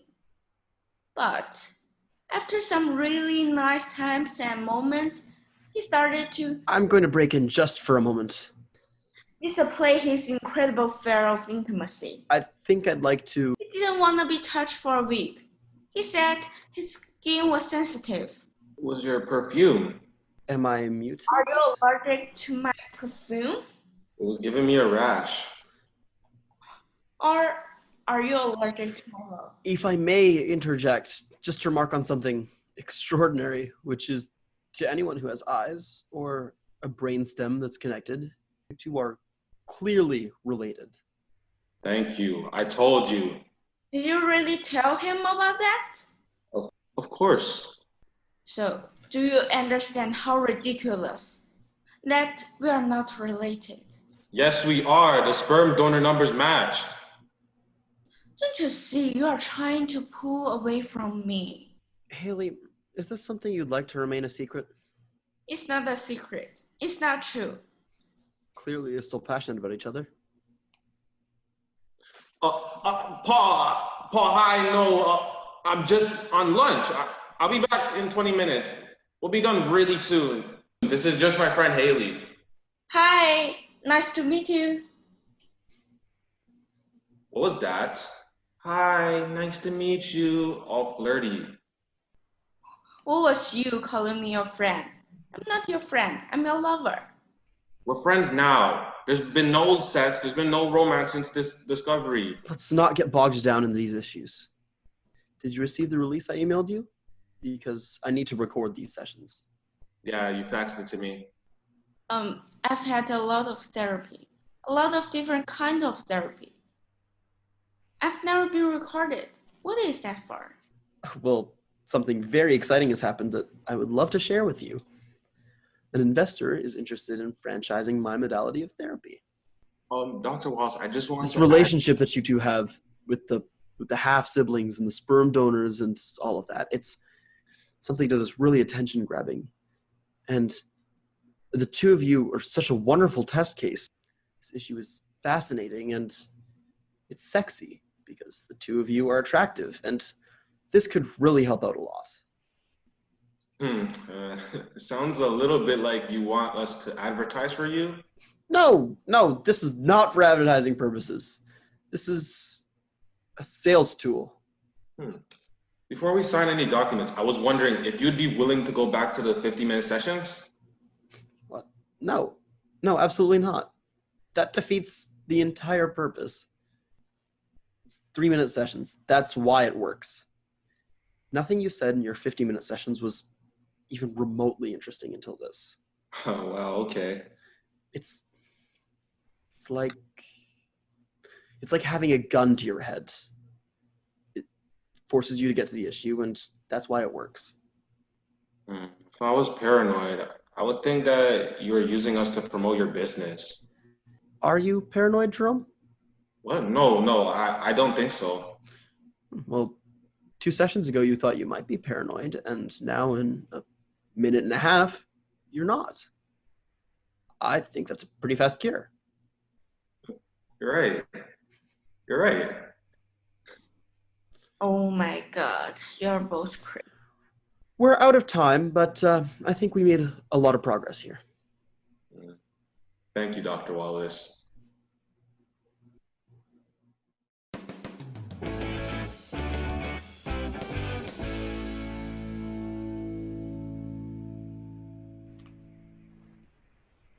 Well, it's you.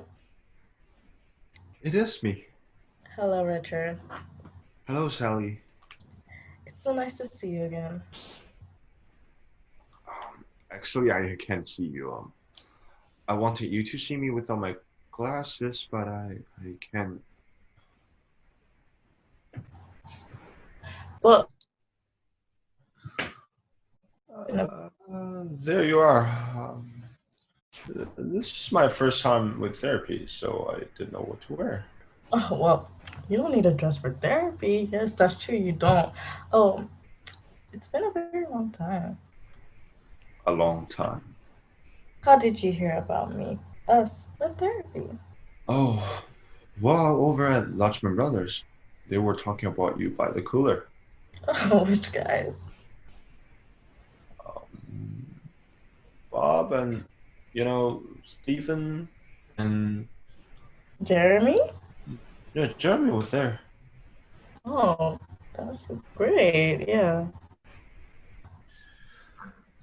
Anyway, I'm kind of nervous because I've not done therapy. And I have something I want to talk about, but I don't want to do it for a whole hour. I don't know if I'm going to like this. You'll like this because it's only 3 minutes. And what my brother last discovered, he's been a therapist for many years, and he has done the 50-minute session with people, but they end up going on and on and on about dreams and memories and feelings that add up to a whole lot of nothing. Okay. And what we found is that the bulk of the hell was really done in 3 minutes. Okay, well, then I won't bring up any of those kind of things. Unless they're important. How will I know? I will guide you. That's what I'm here for. I'm your guide. All right. So, Richard, I assume it's been difficult for you because getting over heartbreak can be very tricky. There's a depressant, and from what you're wearing, it's hard for me to tell whether you gained weight or if you lost weight, but that's the part of the course.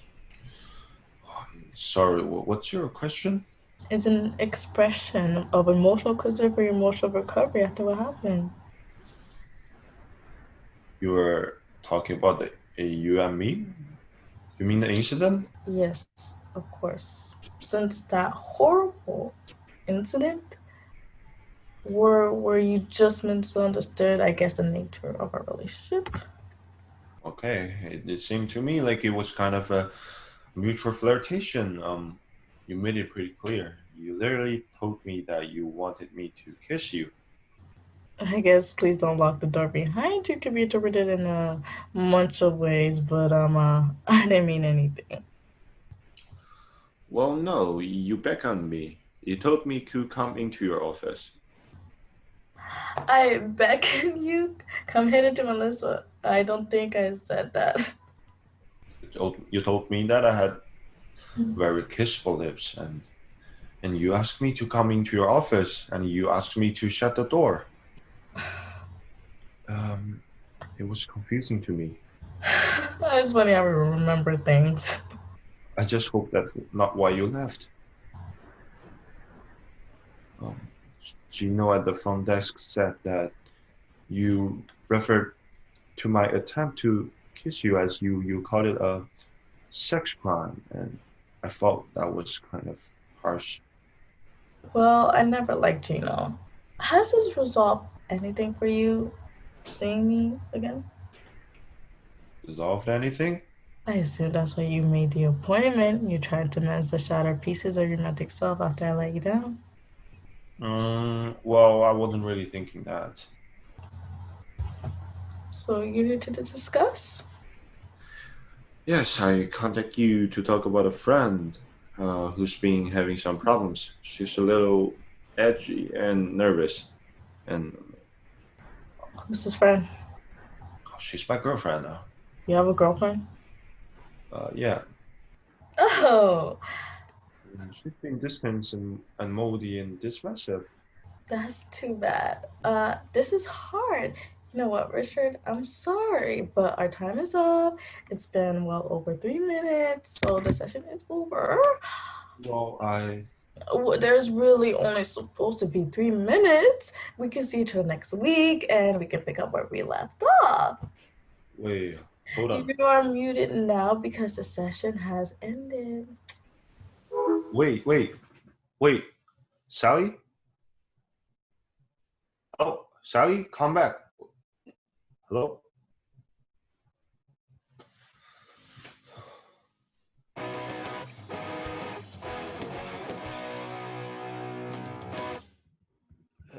Hello, Claire. I'm Lance Wallace. Nice to meet you. I have to say that this meeting is actually serendipitous because, as it turns out, you're in product launches at Clark & Westcott, a very reputable company, and I'm beginning a new treatment modality for the internet. I'm going to stop you right there. Okay, Lance? I am an executive at Clark & Westcott, and I'm going to get to the who, what, where, why, and when. And I do specialize in new product launches. I was ordered by my company to undergo therapy because, well, this is what happened. I slammed this water bottle onto the hand of a subordinate, and it turns out she's now missing the tip of a finger. It's that finger right there. Oh, not the little one. Oh no, it's a useless finger. This one, we don't use this one for anything. It's one of the 5, but it doesn't really have any functions. So anyway, I am in business and so are you. So I don't have hours to waste with this kind of stupidity. And I assume you feel the same way about that. And you know what else? You're gonna have to pick up the tempo of speaking because I am losing interest. Well, your people skills are astounding. I don't know how much time you spent on my website, but I do have. But I do have a background in business. I was in the financial world before I started doing therapy, and I discovered very quickly that 50-minute sessions could be just as effective as 3-minute sessions over the internet, as so many of my clients lead busy lives. I couldn't agree with you more. And you don't have time to go into someone's office and whine and blather. I'd love to hear more about your theories because we've got nothing but time here. But let's just knock this out. Tell me, what do I need to do in order to get therapy with you? Let's get to it. Well, I think what I need to do is submit forms to your HR department. Terrific. So, it's gone pretty well so far, don't you think? You're going to write a pretty good report for me, I will bet. It's just basic introductions. I don't know that I'd be able to say anything yet.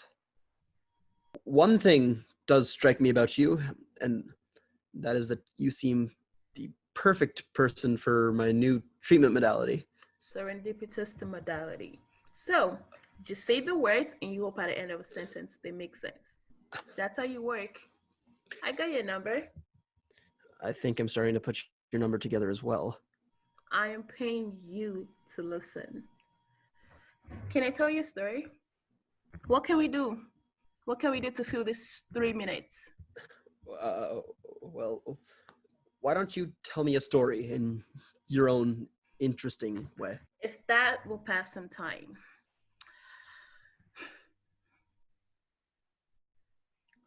My father used to beat me morning, noon, and night. Now, that was a lie, and you're not a very good therapist because you couldn't tell that that was a lie.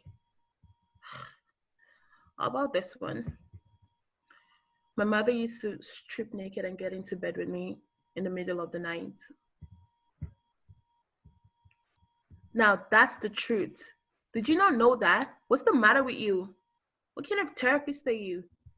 I'm picking up control issues. Oh, okay. Well, that's why I run an office and have 8 accounts and I manage 30 people because I have control issues and they tend to work towards your advantage.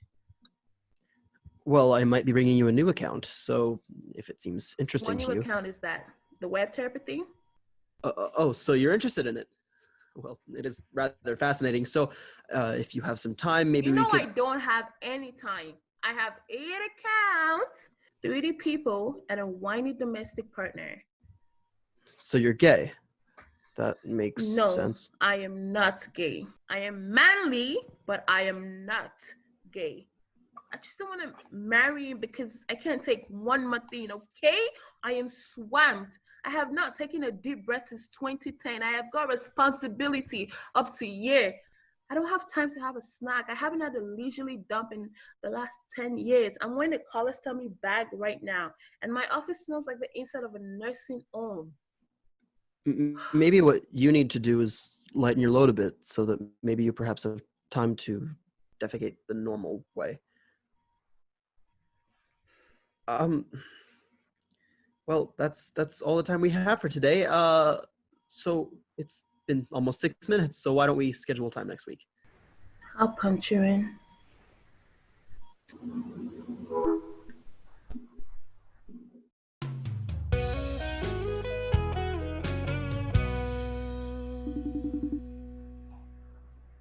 Hello, Gino. Hi, gorgeous. How are you? I'm very well. How are you? I'm great. I'm glad to see you took my advice and got something more tailored, like a business person like you. Yes. Oh my gosh. Your hair is so pretty. It's like a wig. Thank you very much. That's yeah. Listen, I just wanted to thank you for putting up the flyers in the break room because now I have new clients from it. Oh. Are you treating Richard for his like weirdo mommy issues? Well, yes, I am. But I think that it's probably an issue. So probably you shouldn't technically, because I hate for you to be brought up on charges. Oh no, definitely. Yeah. Okay. Good.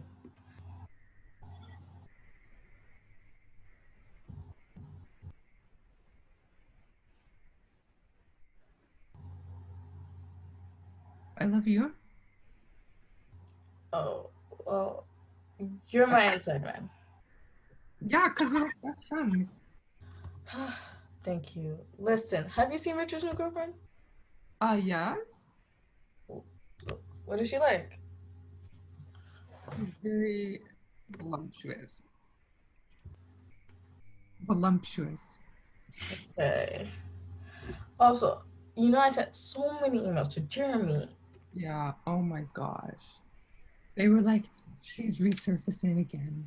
We thought we dodged a bullet. Who said that? Jeremy and everybody. They were laughing. Jeremy, Richard, or I don't know. It's just good. They remember you, and it's good because when they hear your name, they laugh. Anyways, I need to just schedule an appointment for me for Dishy to come in to talk to him. During the day? Well, yeah, during business hours. Are you sure? Positive. Now, do it now. Oh. Have a good day. Ah!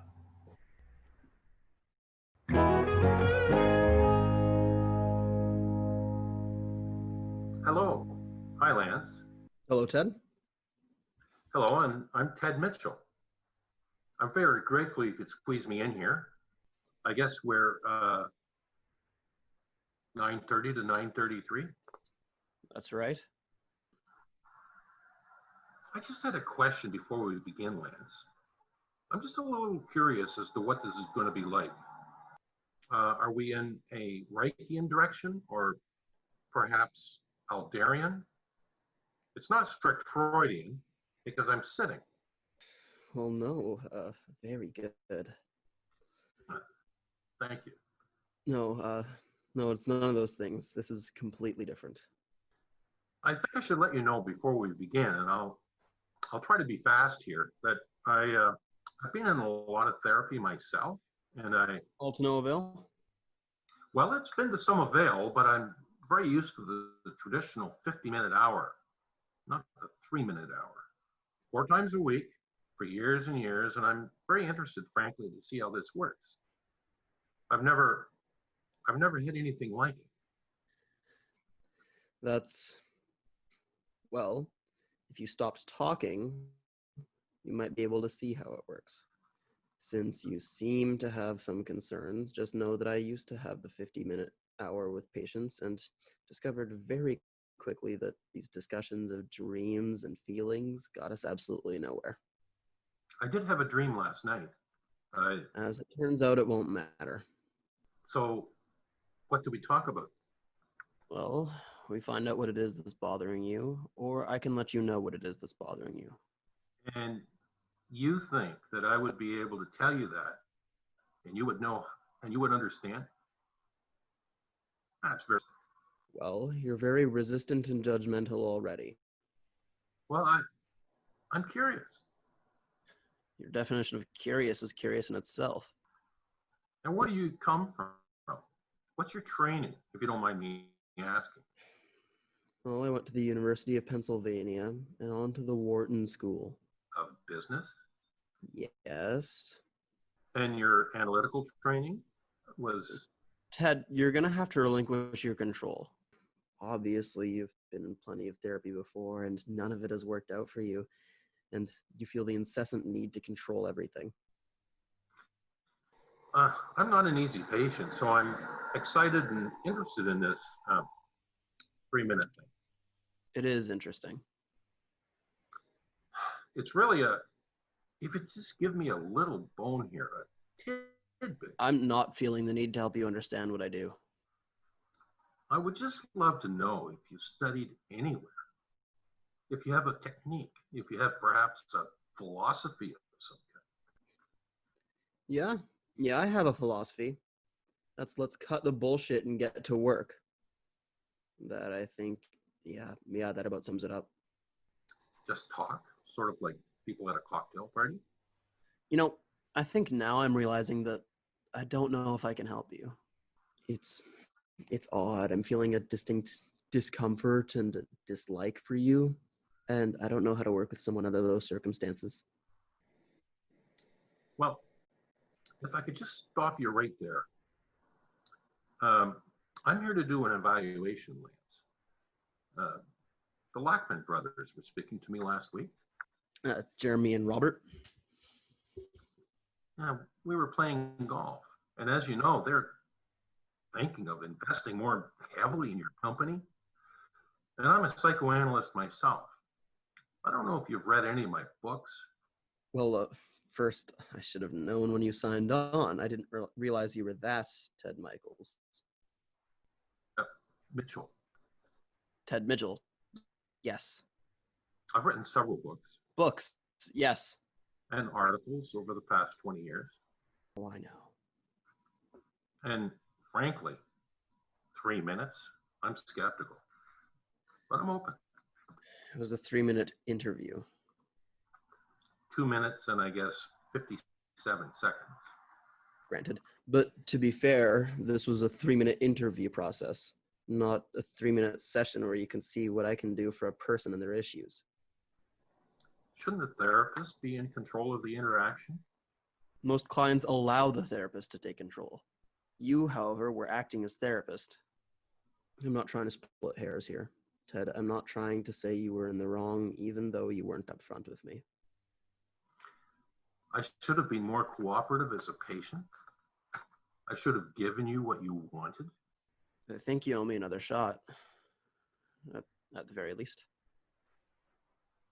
I think I've seen enough.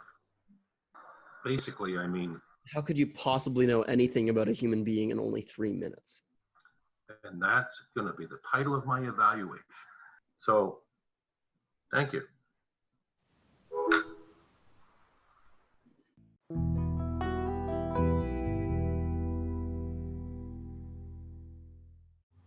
Wow, I think here's a good picture that we could use. Cam, how long exactly have you had for your lunch break? Oh. I have about half hours before I have go back to the Miss Wallace office. Oh, here's a good one that I could use, I think. Yep.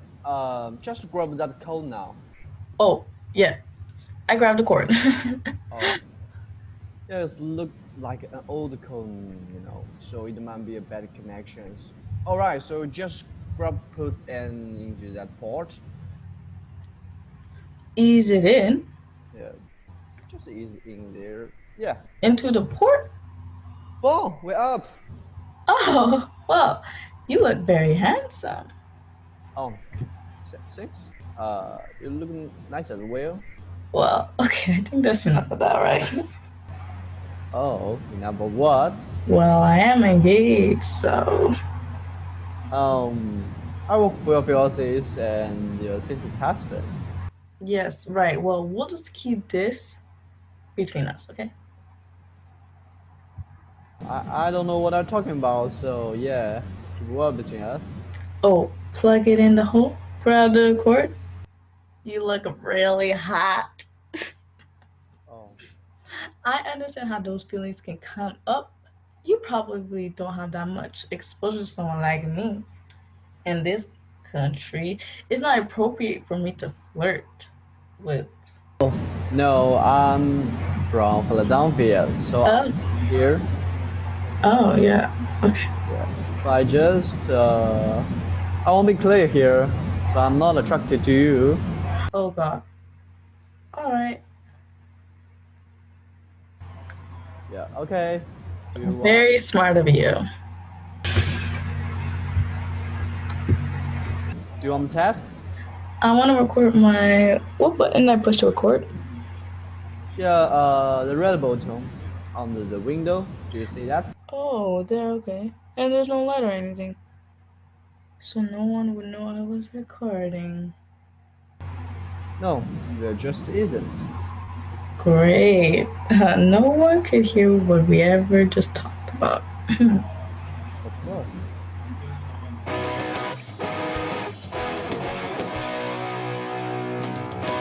You see, a traumatic event in your childhood can have such a huge detrimental effect on your psyche, especially growing into an adult, how you When are you perceive. gonna write me the report? You said you were gonna write me a report saying how well I'm with my anger management bullshit. Yes, well, I was going to write it this week. Oh, because all I got is time. Was going to suggest you lighten your load a bit. Maybe drop an account or two, so you perhaps have time to defecate the normal way.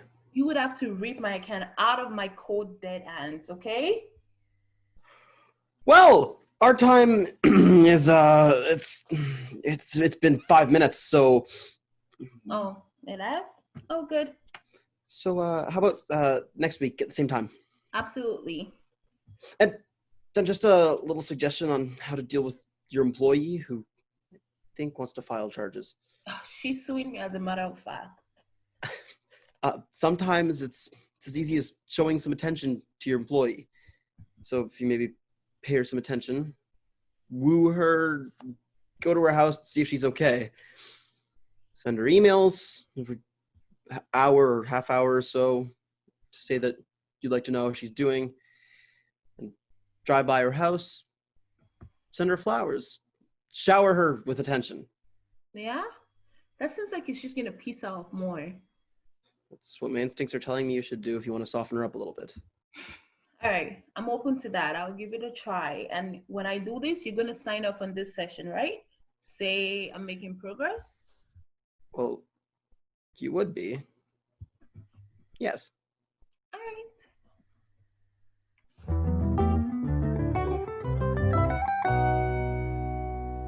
Great news. We're actually celebrating. I don't know why we're celebrating. What is this? You know I can't eat gluten. Since when?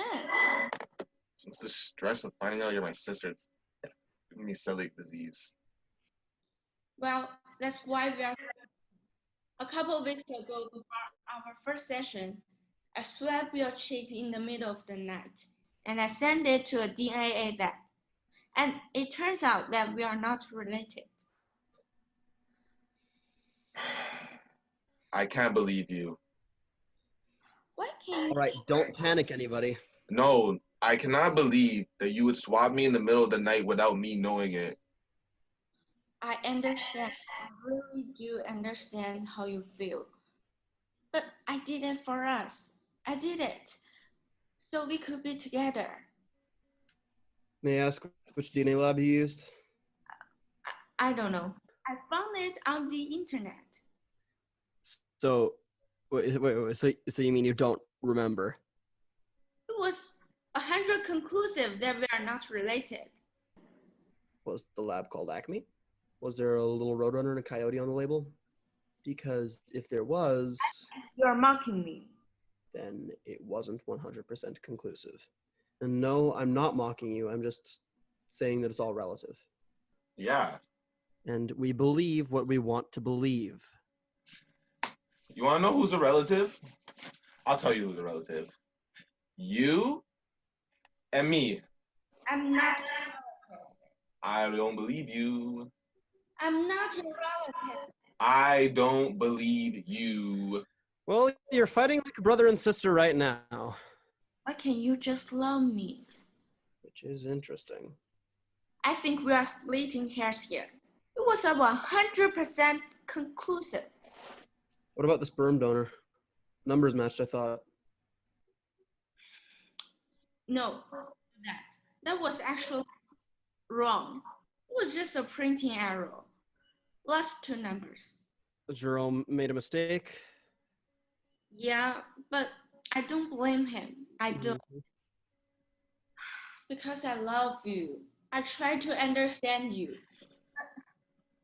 Okay, it's fine. We're not related. Jerome? Well, we're not related, but Yes, I've heard that.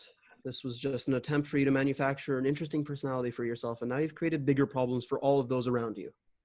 I did not. I was just Drawn trying a young to. woman into a relationship with you who is perfectly wonderful, and the minute you're threatened by any kind of intimacy, well, you're related. And that draws me in too, to treat you and to interest investors to my modality for therapy. They want to franchise. It is not in small part based on you and the fact that I have a couple who is siblings. There was a lot riding on this. I'm sorry. I need to think. Why didn't you tell me? Hello, why didn't you tell me? Because I know you wouldn't be able to accept it. You know I can't trust you anymore, and you should have told me about doing a DNA test. Okay, I think that you've got to let me get through this. And I'm going to have to help you too quickly so that we can get past this silliness and move on. So, Jerome, clearly you are craving a woman's attention that you never received. Let me guess. Never knew your mom left when she was young? Your dad stick around much either, or did he drop you off at a boarding school and pack up and get her to Dodge too? Clearly you're craving a mother's attention that you never received, which is why whenever a woman is the least bit interested, you reject her out of hand. And Haley, clearly you were raised by two lesbians. Neither one of them was a man, no matter how butch either one of them was. And so that's why whenever you find a man who is so unavailable emotionally, you just can't keep yourself away, because that's the only thing that's familiar. Essentially, you two, by some twisted, perverted version of fate, have been created for each other. So let's go from there, all right? Wow. All right. Now, I have fixed you. And what I'd like in return is for you to spend the next 6 sessions fulfilling the commitment I made to my investor to deliver a story of half-siblings who have found themselves in love, regardless of the results of a DNA test. Okay. Okay.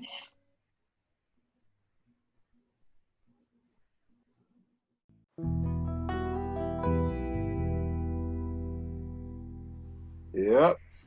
Honey, I sent your proposal for the Latchman Brothers over 5 minutes ago. I haven't heard from you. Couldn't have taken that long to read. Honey, you're just downstairs. You could easily come up. But I'm down here looking at my schedule. I'm working. I read it. It's a little complicated, but I think you make your points. I just don't understand why you need $200,000 in the startup fee. Because that's how much it is. We're not web therapy. We work for web therapy, and web therapy has to pay us for our services. But you don't. I want at least 100,000. I'm worth it, I think. You get paid by your clients. What are you gonna do? Decorate the office? $25 for us is not much. Well then, how do you expect to pay back the money from your investors? This is a new treatment method. It hasn't been done before. Please don't explain it. I can't bear to hear it again. I just want to say one thing. If you want investors to give you actual money, you should take out the whole insinuation of blackmail. Because, let's be honest, I don't think this is going to fly. I don't think as much blackmail as it is insensitive. That I will remove the very real threat that I had imposed before because I was mistreated there. I don't even know what happened there. How exactly were you mistreated, as you put it? I told you. I must have told you about it. What exactly happened? I don't want to get into it. There were things said. Oh, this is so baffling. You should have known better than I. What is that supposed to mean? You're an attorney. You sure act professional at work. There's a certain workplace decorum. Well, of course I do. I just don't know how you expect to get money from them. Look, let's face it, the only thing that makes money on the internet is sex. So I've heard. So if you've heard. That's what I've heard. But you don't have any concrete evidence of that. No, I don't use it. Thank you, Kip. As usual, you're so supportive. Well, no. I want the best for you. I hope this all works out. I appreciate that. What time are you coming to bed?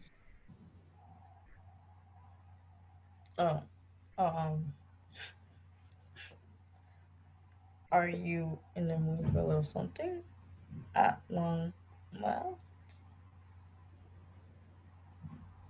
Is there any soup in the house? Yeah, there's soup in the refrigerator. I kill for a little soup. All right, I'll bring some. Thanks. Yeah, whatever.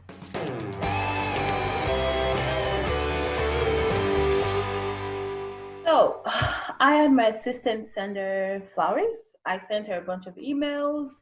I still forgot what her name is. I had a singing telegram saying, I am sorry, I am sorry, I am oh so sorry, didn't mean it. And it went on and on and on. And when I passed her in the hall, she went, oh! So, I don't know if that's a good thing. She looked a little freaked out. You know, she got a bodyguard. There's 2 white guys, bald heads. They followed her everywhere. Did you get a memo on it? Did the company supply the bodyguards? Not that I know of. I mean, maybe they are friends. I don't know anything about that girl. Hold on one second. Hey, hi. Hey, Dan, what's up? What? Probation? Dan, the boy is... No. Don't you dare hang up on me. Dan. Dang, Nabe, I should... look what you did. You made me lose every account. All right, well, this isn't going to help. Hell of a lot better, I'll tell you that much. Well, I should listen to my own intuition. I gave perfectly good advice. The execution of it is not my responsibility. I can't speak to that. Don't play with the lighter. Stop. Why don't we just calm down and take this bucket of lemons and make lemonade out of it? How are we gonna do that? Huh? You have some accounts unburdened? I've got nothing to do. I have to show up every day, but I have nothing to do. Well, I think I could propose something that could be very fulfilling for you. You've got a great track record.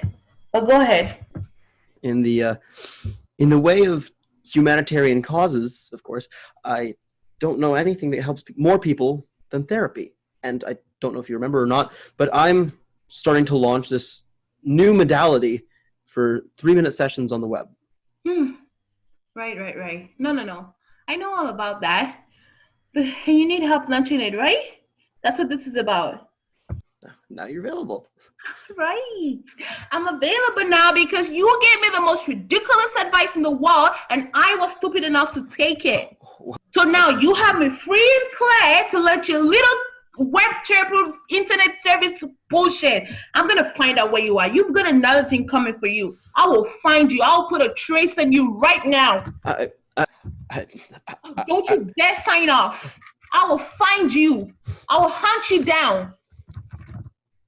Oh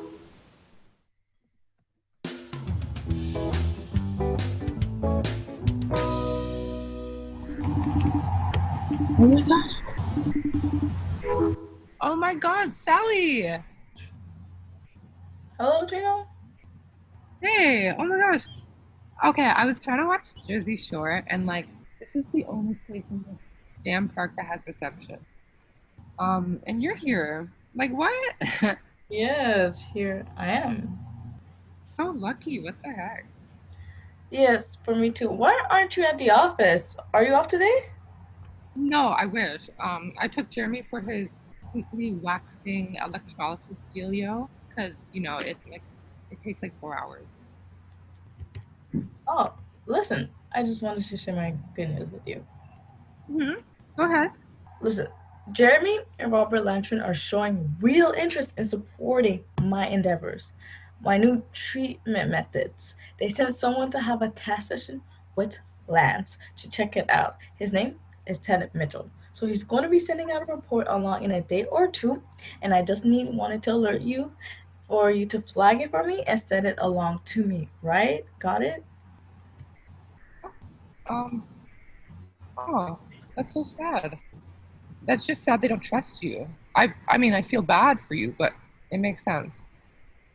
I don't see that they don't trust me. That's the obvious version is that they're seriously considering investing in my business. Oh my God. No offense, but how far you've fallen. You're my hero. and the recession is literally like all over you, all over your face. Right now, you just see confusion and maybe a little frustration and impatience. But that's all. I don't know, I looked at you so much, Sally, and it's really hard to be like this. I love you. If you ever need my help. Okay. Anyways, thank you for your sort of sympathy, I guess. But what I need to do is send me a report before we can see it, because Lance just wants to check out some factual errors. I'm sorry, but it actually came this morning already. It came this.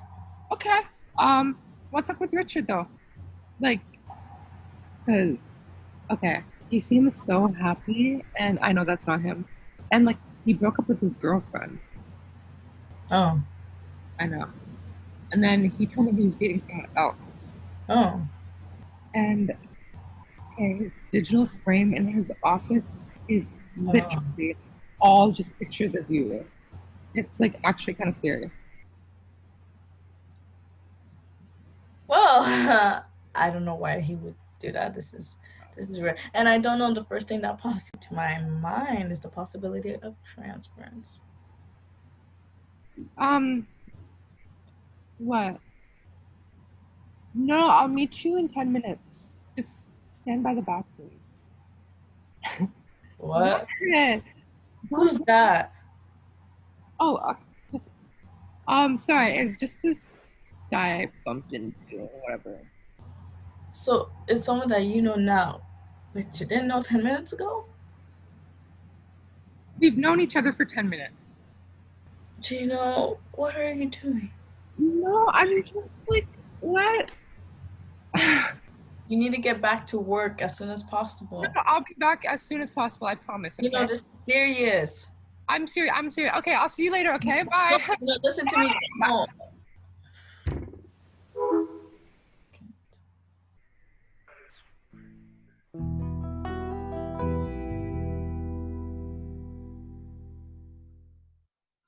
Hello? Hi, Lance. Hello, Ted. It's so good to see you, and thank you very much for attending today. Well, the Lackman brothers and I had a nice chat, and I've decided to have a 3-minute session. I'm not going to evaluate till it's over, and I'm not going to sit there and judge. I appreciate that. Jeremy and Robert have been very generous with me, so I appreciate this. You're very welcome. And my ears are open. Good. So now, what would be the issue? Well, there isn't much. In my 7 years of intensive psychoanalysis, I've hit upon pretty much everything but issues. I have a friend who has an issue. Why don't we pretend I have a friend who has a couple of unsuccessful marriages. Doesn't really date anymore. Kind of zipped up the old zipper and just kind of made do. I wouldn't say he's miserably unhappy, but I would say that he needs some help. Very good. Very good. Very succinct. I'd like to start off with something that I've come up with that I think is tremendously effective. All right? What I'm going to do is say a word. I don't want you to think too much about it. Just say one word that you can relate to the word I'm giving you. I'm sorry. Is this making you uncomfortable? A little bit. What do you call this technique? I call it word affiliation. No, that's different. Yes, well, let's see how. It's very effective. Don't think, just the first thing that pops into your head. Okay. Shame. Me. Was that knee or me? Me.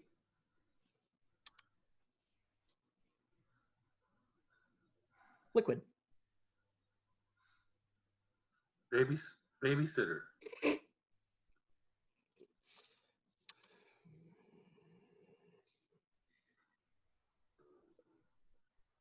Room. Pantry.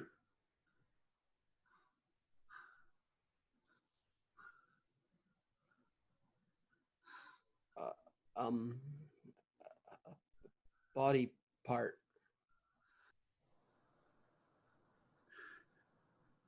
Pee-pee. Dead? What's happening here? Something's happening here. I'm in the pantry. And my babysitter? My Wheezy. I'm having trouble hearing you because of the squeaking. Wheezy is there, and she's asking me if she could touch my. He touched my. Do you know how old you are? 3. 3 years old.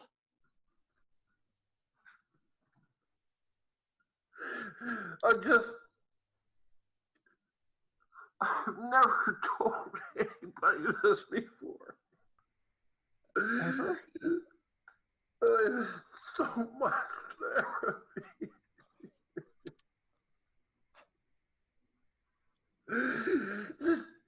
She took my paperclip and she pushed me in. It was so scary. I have to hide. Okay. Well, that's a lot of information. Seems to be a large breakthrough, wouldn't you say?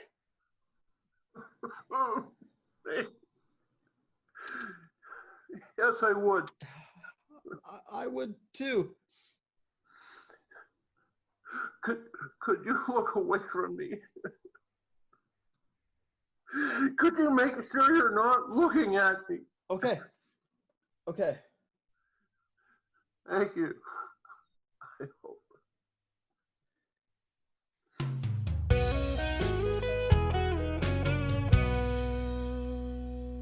Hi, Sally.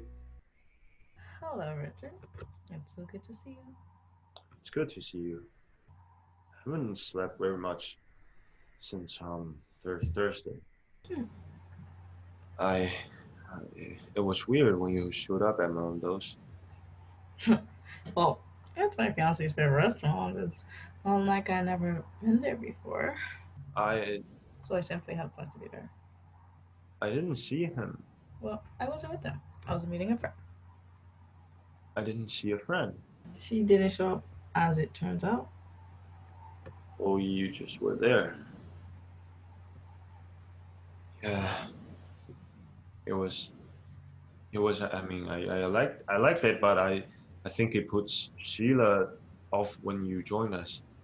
Well, my friend didn't show up, and the only polite thing to do was to invite me to eat with you, and you did, or you would allow me to. When I invited myself over, you said yes. You didn't have to say yes. I don't know. I just think that. She sounds very passive aggressive to me. Well. In addition to many other problems.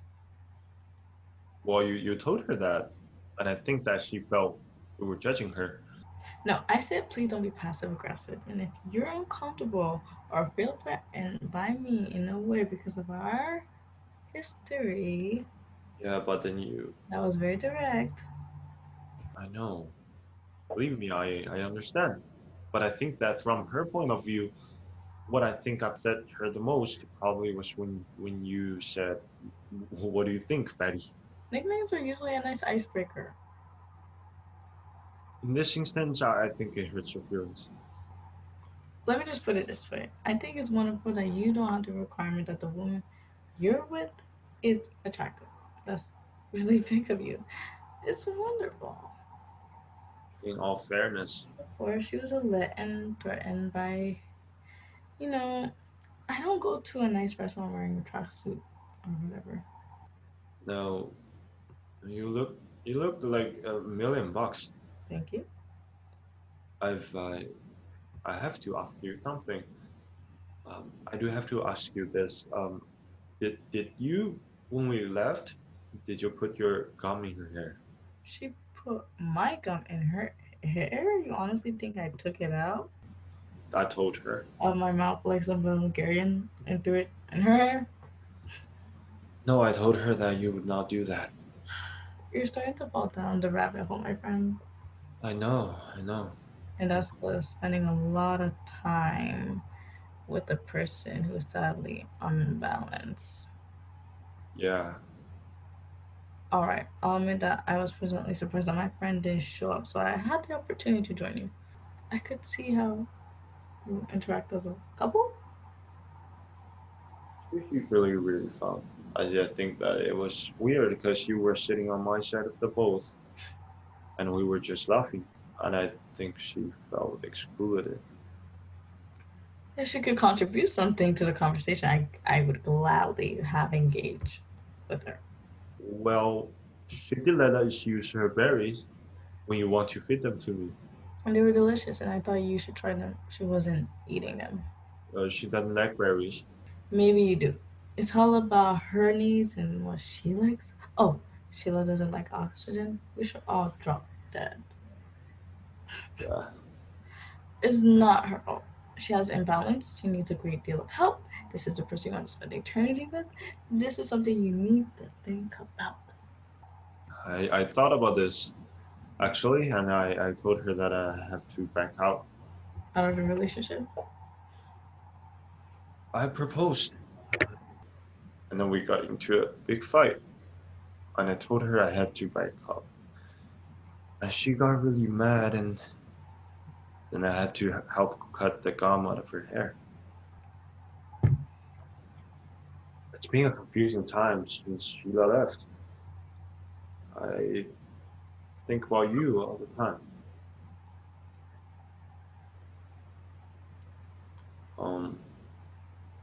I love you.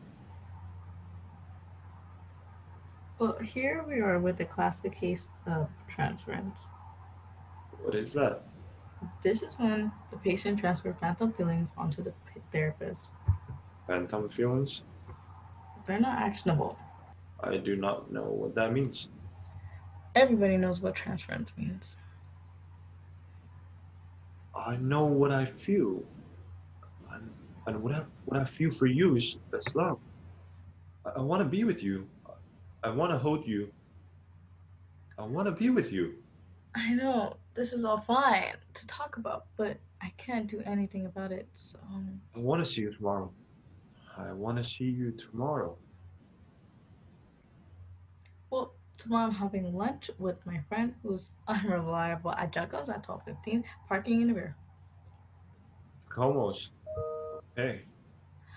Richard, I'm going to sign up now. I'll see you next time. In the rear. Give me therapy. I'm a walking travesty,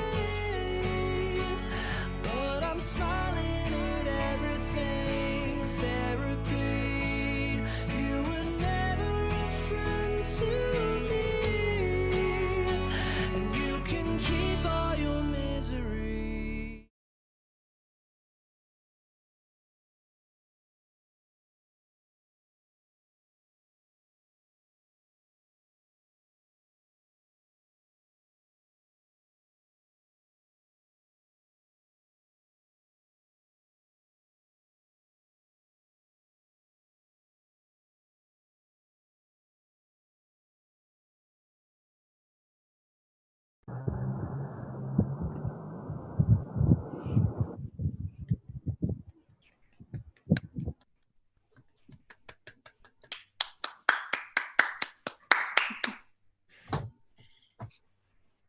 Well done, everyone. Well that done. That was great. That was Yeah. really fun to watch. It was awesome. It was so great to see how you were able to put that together. Like, it was such a, I was texting Madeline what a great format that was for this particular kind of online semester. Well done, everyone. That was great. Oh, that was yeah. really fun. I don't know who that is. No, and the acting was really genuine. There was a lot of really authentic moments. I love the fact that you were able to circle back to a lot of the characters. I think that's really important with this semester, that people get the opportunity to replay characters throughout the piece, and that was, really well executed, Madeline and the students. Great job. Congratulations. I also want to thank Kirsten again. What a wicked job you've done with both of these. Thank you so much for all the hard work. It took a lot. We actually had to get this done, and then we had to find a way to live stream it. So there was a bit of a sort of behind the scenes job that we had to do to get this ready. But thank you so much for doing that. To all the term threes, I just want to extend my congrats. There's, some exciting news has come out today, which is that there will be some classes on campus for term fours next term. So that's something that we've been applying for. It certainly won't be the entire program, but what I'm working towards is the improv class and the movement class on campus. So I'm just kind of getting, we've gotten, from what I understand, approval. And so we're working on how many people we can get into the space, and because I think you're limited to a certain number of people. Plus, we're also looking at it for the improv classes. So I wanted to let people know about that, which is great news, because I wasn't sure whether that was going to happen. But other classes will be remaining online. So your writing class, your auditioning is going to remain online.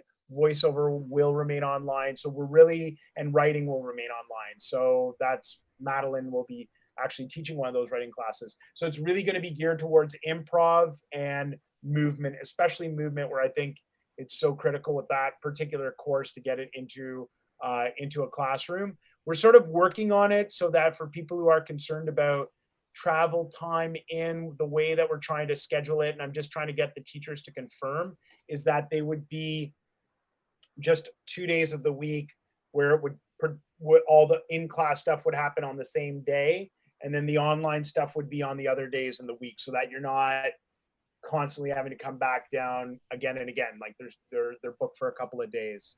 But this class, John, will remain online next term for the camera acting threes. That was announced. It's really the 4, 5, and 6s that we're looking to try to get on campus.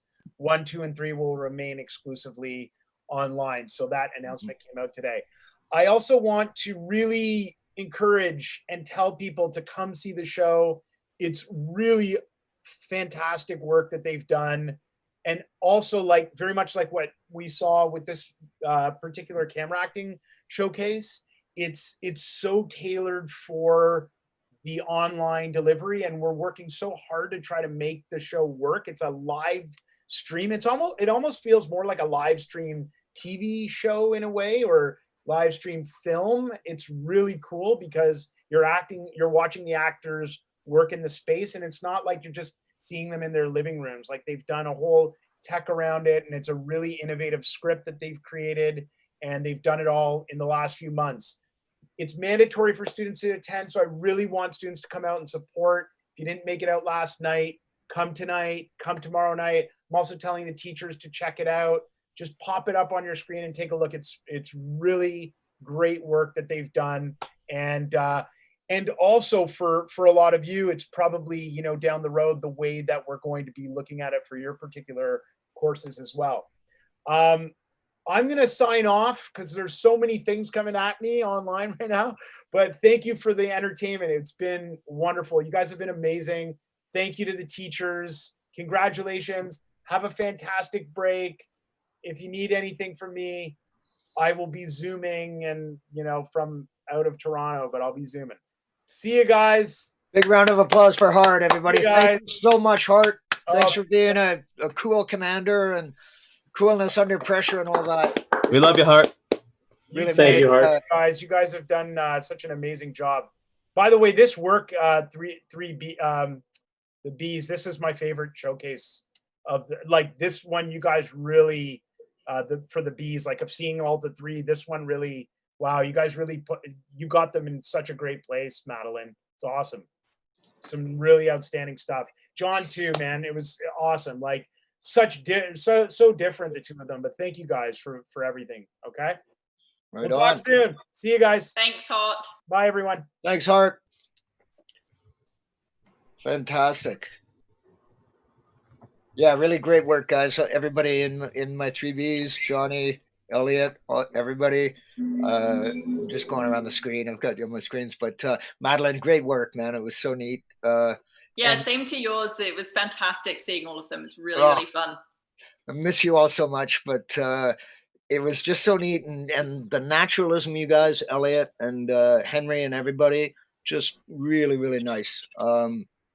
It was great. It was fantastic. I've seen the movie, so it was kind of neat seeing it too. It was more like a Zoom, it wasn't like the movie, if you know what I mean.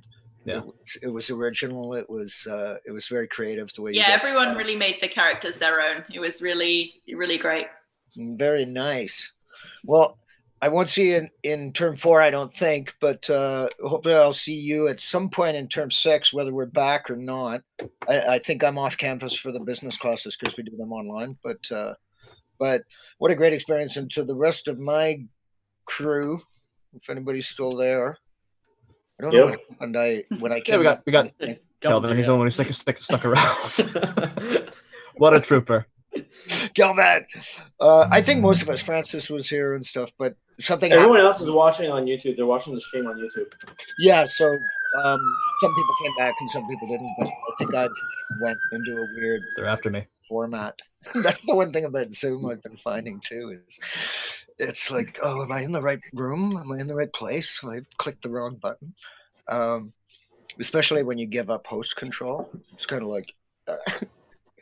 Why am I not in control?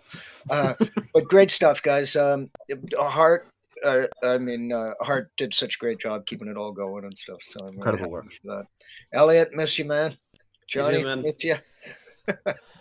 We'll get together in the next term, hopefully. Hopefully. I'm doing my term 3 in on campus. I mean, in here, and then Yes. I'm not going to be on campus.